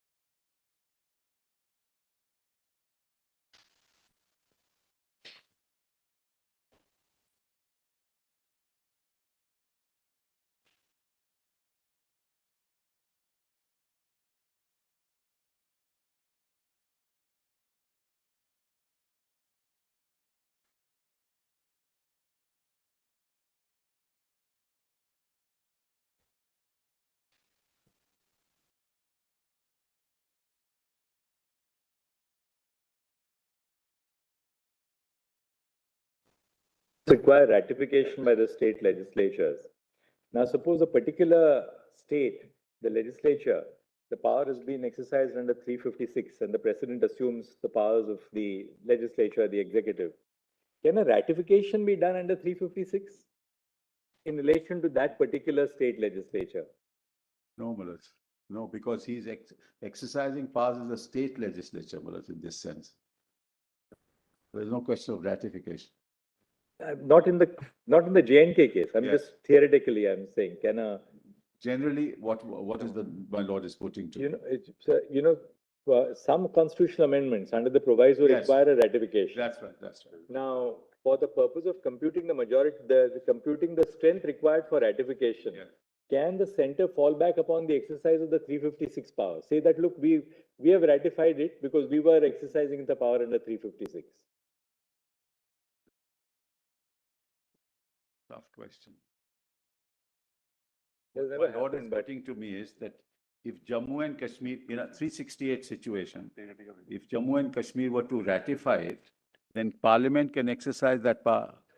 Suppose any Indian state, No, Malad. you require a certain number of states. Provided, Malad, the 356 is imposed there, not otherwise. But if 356 Yeah. is imposed, then can that power But to that's- ratify the that's a tough amendment be question. exercised? That's a tough question. Even that is a little. Yeah, it's a tough, I can't answer it. yeah, right even away, I- because I'll have to I think just- more I- about it. Because the ratification is of the state, therefore there are two separate constitutional authorities. One Parliament passing the law and And then the another state. authority ratifying it. You can't take the position, that's like, it takes two hands to clap, it's the same analogy. Therefore, you can't exercise that power yourself because that's power constitutionally is provided for in another institution, in another constitutional body. Now here the proclamation comes under 356. That's right. After that, what is done then? Then, Malad, they amend section, Article 3. We saw that. Yes, but Malad, kindly see, just read Article 3 with me for a minute. Formation of new states, alteration of areas, boundaries, or names of existing states. Amendment to Article 3 required as part of this whole process. Because they wanted to get rid of this proviso, Malad, otherwise they wouldn't Let's have see been the able to. proviso. Yes. Because then you have to do the Reorganization Act.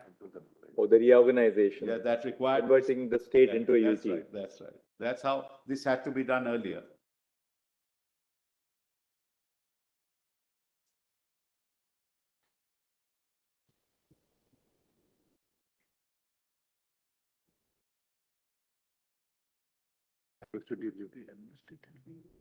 Second proviso is not your lordship's document, that has been the other document.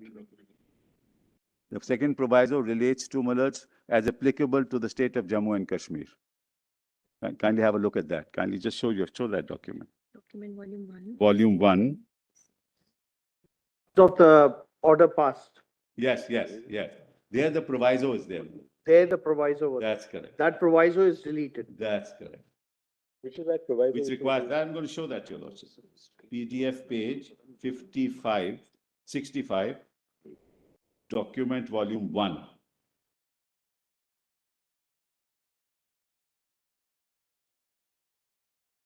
That was, Yes. that must be pursuant to the presidential order. Correct, absolutely right. So the presidential order was not, was the presidential order amended? No. No. That's interesting. It has been superseded, my lord.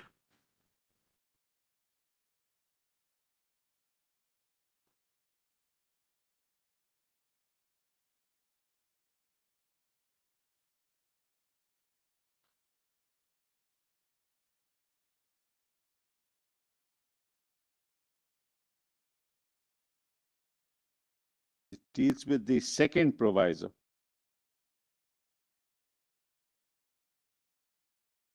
You can't even introduce the bill, forget about anything else.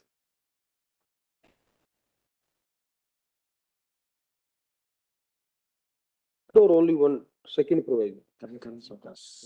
Second part of the first proviso and the second proviso. Where do we get this document? Actually, it's document number, a document compilation. Documents volume 1, PDF 65. 65. Constitution of India as applicable to the state of Jammu and Kashmir. At page? PDF 65, running page, Malads, is 65, also 65. That's the Constitution of India is applicable to the state of Jammu. That's where the only place where the pages of the Constitution of India and the Constitution as applicable synchronize, Malads. The rest is. I interestingly read the note below. It says when secular was inserted into the Constitution, Yeah. it was never inserted here. I see. Never inserted, okay. Just see the note below I it. got Note, it, I got note 1, you got it? Yes, I got it at the bottom, yes. Socialist secular. Socialists agree. But see, Malads, what they've done. What is the, where is the proviso? Proviso, Malads, at page 66, next page. Second proviso. Let's read the whole, Malads, it'll be better Yes. if we read the whole, if you don't mind. Yes. Formation of new states and alteration of areas, boundaries, or names of existing states. Parliament may by law form a new state by separation of territory from any state. Well, this is also be important when you deal with the Reorganization Act. You might as well read the whole article once. Parliament may by law form a new state by separation of territory from any state, or by uniting two or more states or parts of states, or by uniting any territory to a part of any state. Increase the area of any state, diminish the area of any state, alter the boundaries of any state, alter the name of any state, provided that no bill for the purpose shall be introduced in either House of Parliament, except on the recommendation of the President, and unless, where the proposal contained in the bill affects the area, boundaries, or name of any of the states, the bill has been referred by the President to the legislature of that state for expressing its views thereon, which within such period as may be specified in the reference, or within such further period as the President may allow, and the period so specified or allowed is expired. That's why, Malas, when the views of states was taken, Malas, they said, no, you haven't referred it. We said, only need to take your views. We don't have to take your consent or your concurrence. So we may not agree. Even if you express your views that it should not be done, we're not bound by it, which is the correct constitutional provision. Then the second proviso, provided further that no bill providing for increasing or diminishing the area of the state of Jammu and Kashmir or altering the name or boundary of that state shall be introduced in Parliament without the consent of the legislature of that state. So you can't even introduce it. Here by 356, you do away with it.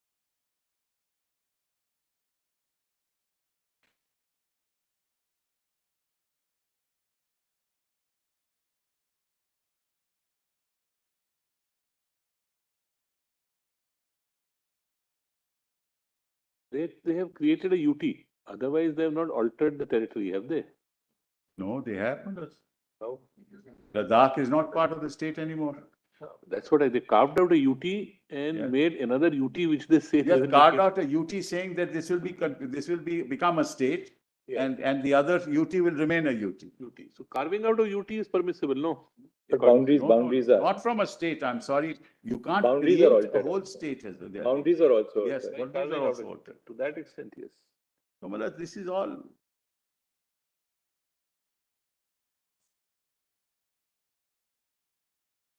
And Maharaj, there is and I'm going to take your lordships to the Constitutional Assembly debates on this. Just presently, I'll do that. And for J&K, consent is required, Yes. not just in No, the views, but Yeah. the consent. Consent. Other states, No, Maharaj, you require the consent before you introduce it. right. Yes. Other states, it's only the views have to be taken, That's but for J&K, the consent is required Before you to introduce the bill. Yes.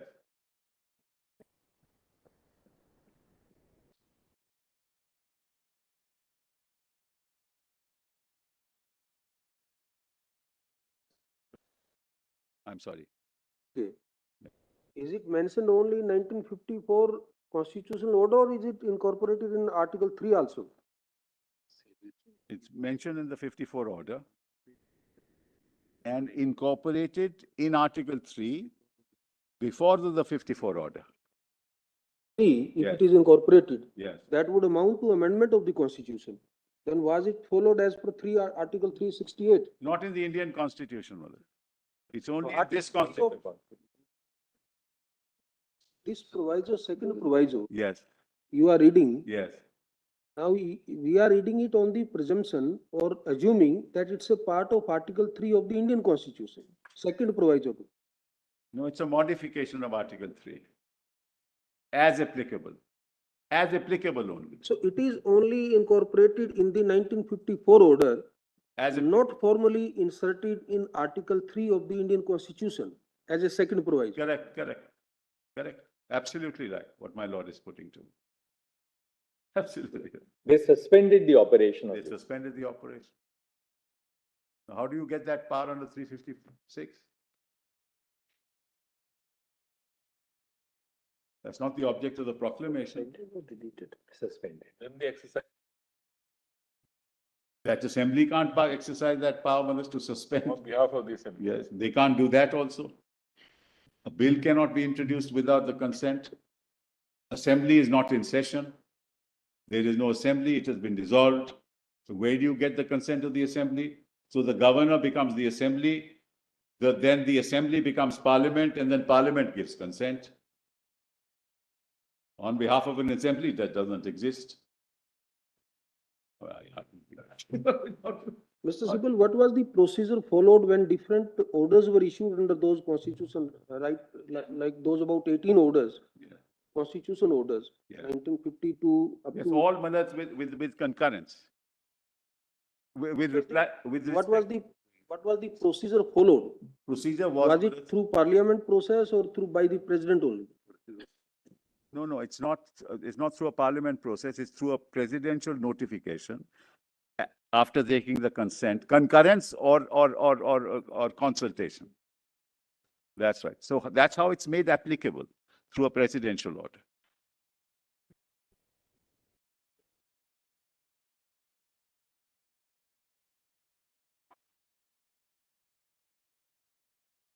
No.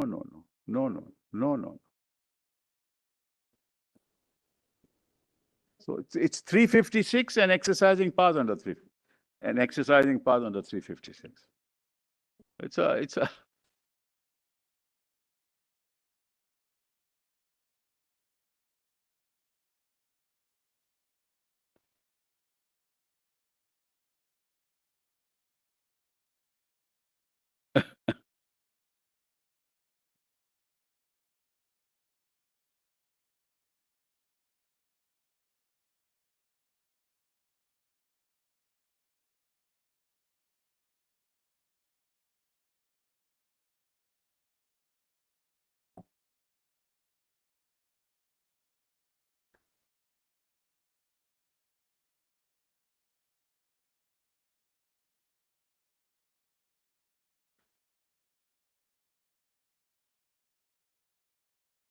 Well, in this context, before I go back to 356, it's better to your lordships looks at the Constituent Assembly debate on this. On this Article 3 and why this was Volume 8. PDF page 289.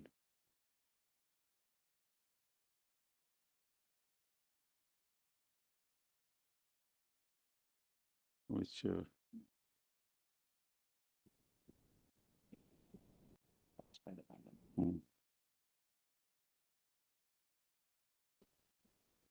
Dr. Ambedkar Maharaj at 289 says, "Sir, I move."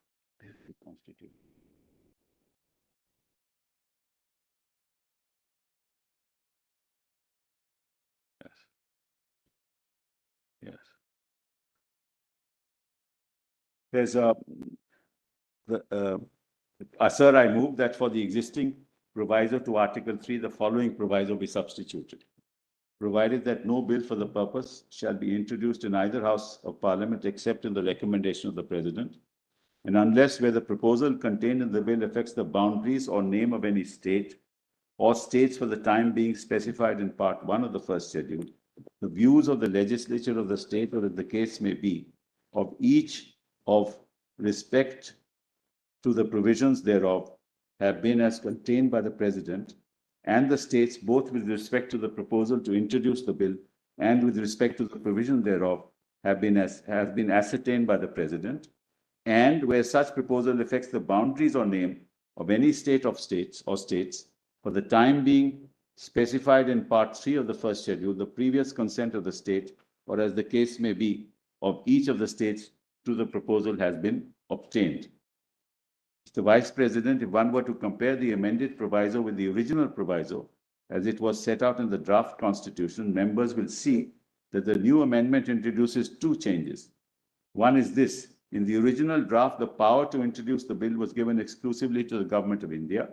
No private member of Parliament had the power under the original draft to propose any legislation of this sort, attention of the drafting committee was drawn to the fact that this was a somewhat severe and unnecessary curtailment of the right of the members of parliament to move an emotion they liked and in which they felt concerned.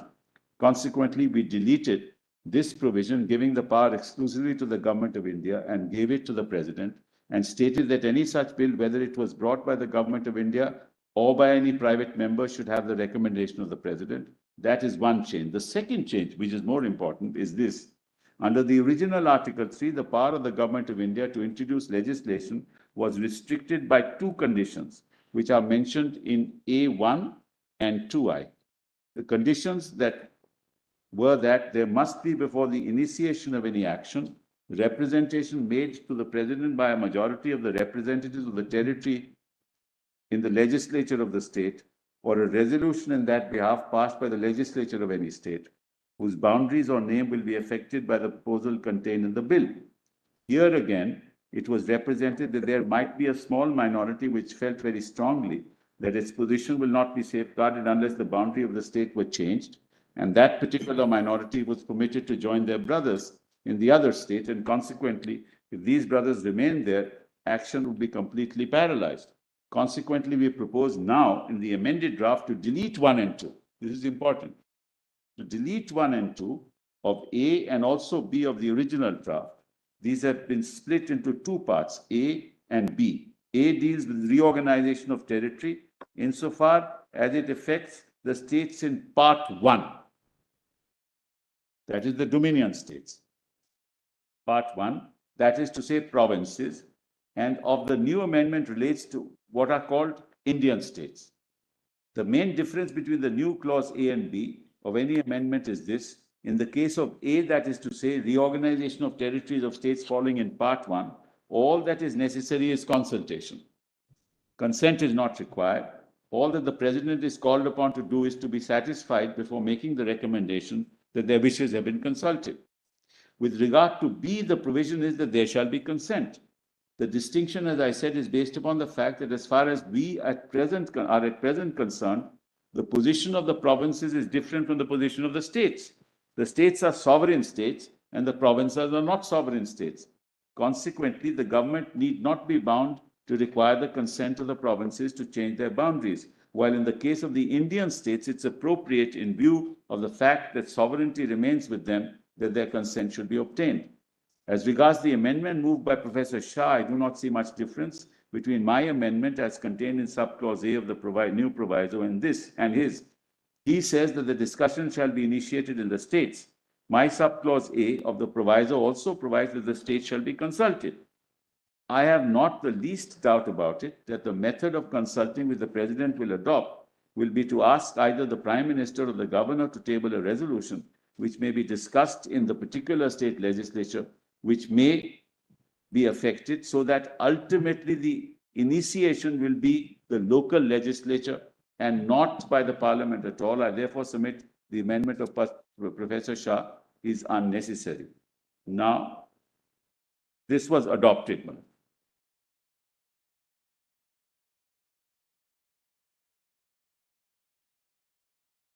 So the views of the people of the state were to be taken. So the second proviso, Malaz, when it came in, they said that this will not apply to Jammu and Kashmir. They needed consent. And so therefore no bill could be introduced. This is consistent with all of the provisions, including 370. Including the powers of concurrence, Malaz, with respect to the concurrent list in the concurrent list of the Constitution as applicable. So this is a consistent thread throughout, which is accepted by the Constitution makers. So now, Malad, if you now go to 356, document volume 3, no, this is very, PDF page 92, I'll read further, Malad. So they suspended this.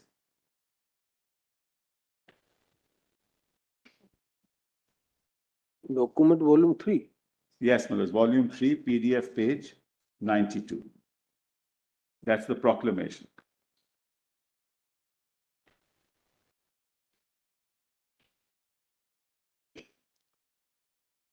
So when everybody was all states were integrated into the union, that means you didn't need any consent. But since this was not integrated, Jammu and Kashmir, therefore the second proviso was provided.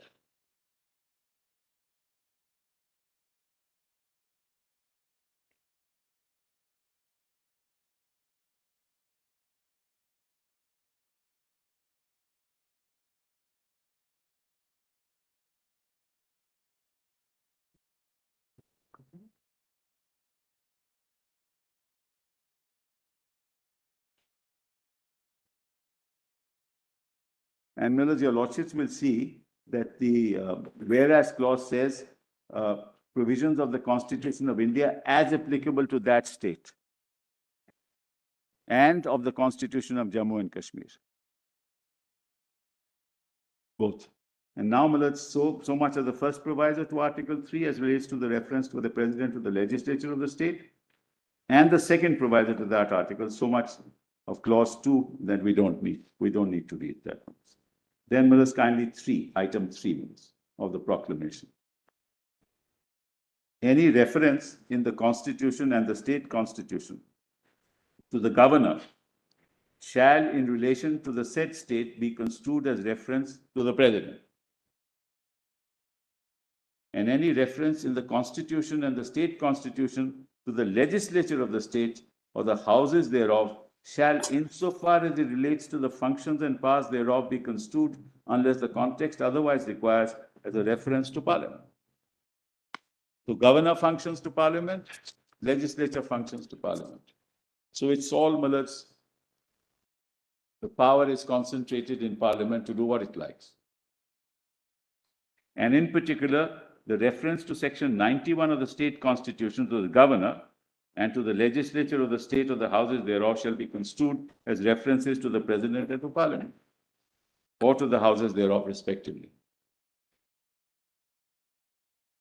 So, Millers, you lose the link between the center and the state altogether.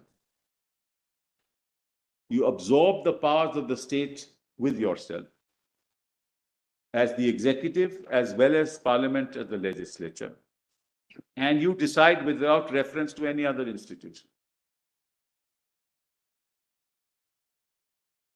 Governor means president, legislature means parliament.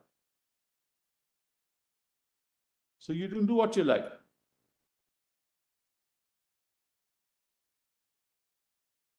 And so you give yourself consent. You don't have to seek consent.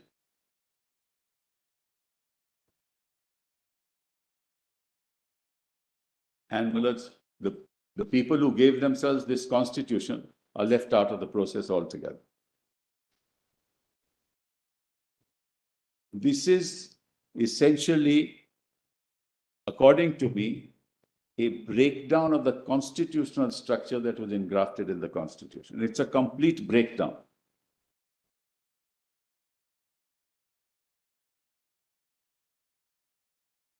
By inhering in yourself as the union, the power of the state, executive power of the state, and by parliament, the legislative power of the legislature.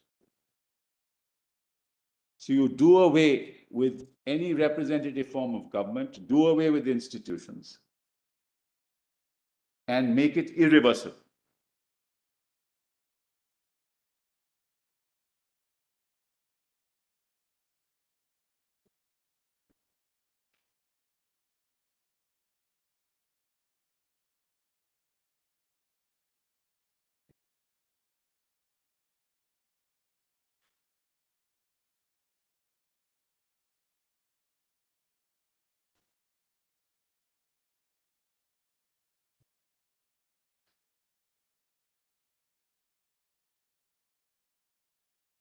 Yes. Then let's go back now to the list of dates.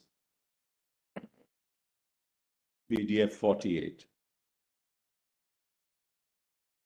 Written submissions compilation volume 2, PDF 48. So I've done with the proclamation 19/12/2018.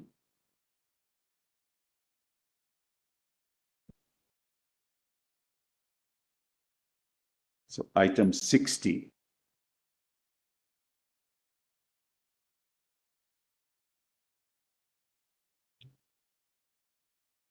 My lords had that.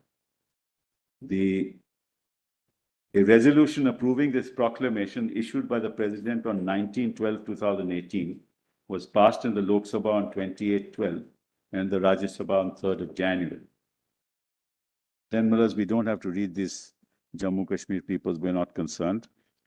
Kindly come to 60, item 65, PDF, page 50.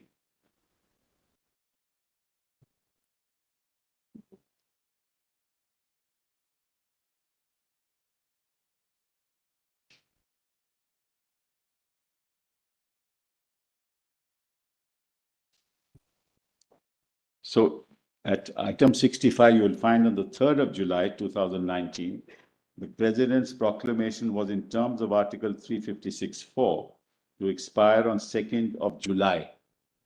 6 months, mothers. Because from January 3, 2019, it would be July 3. So it was to expire on 2nd July. Consequently, President's rule in J&K was extended for a further period of 6 months with effect from 3rd of July till the 28th of June 2019 and Rajya Sabha on 1st of July. Then leave all this. Then 72, page 53, PDF page 53.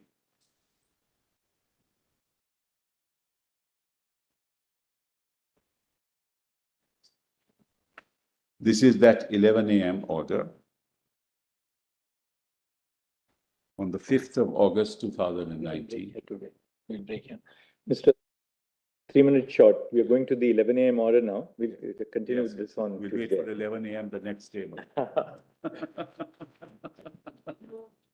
I'm deeply obliged.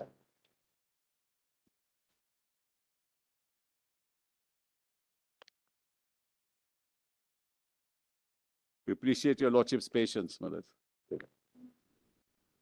We'll come back on Tuesday. Yes. Tuesday, no? Lordship, on matter, the High Court has pronounced the order that my lord had remanded to them. We filed an SLP against that. We sent the email as per the protocol. Certainly. Requesting for a listing. Lordship, because they may not proceed with the survey that would I'll look at the email right away. Grateful, Lordship. Great.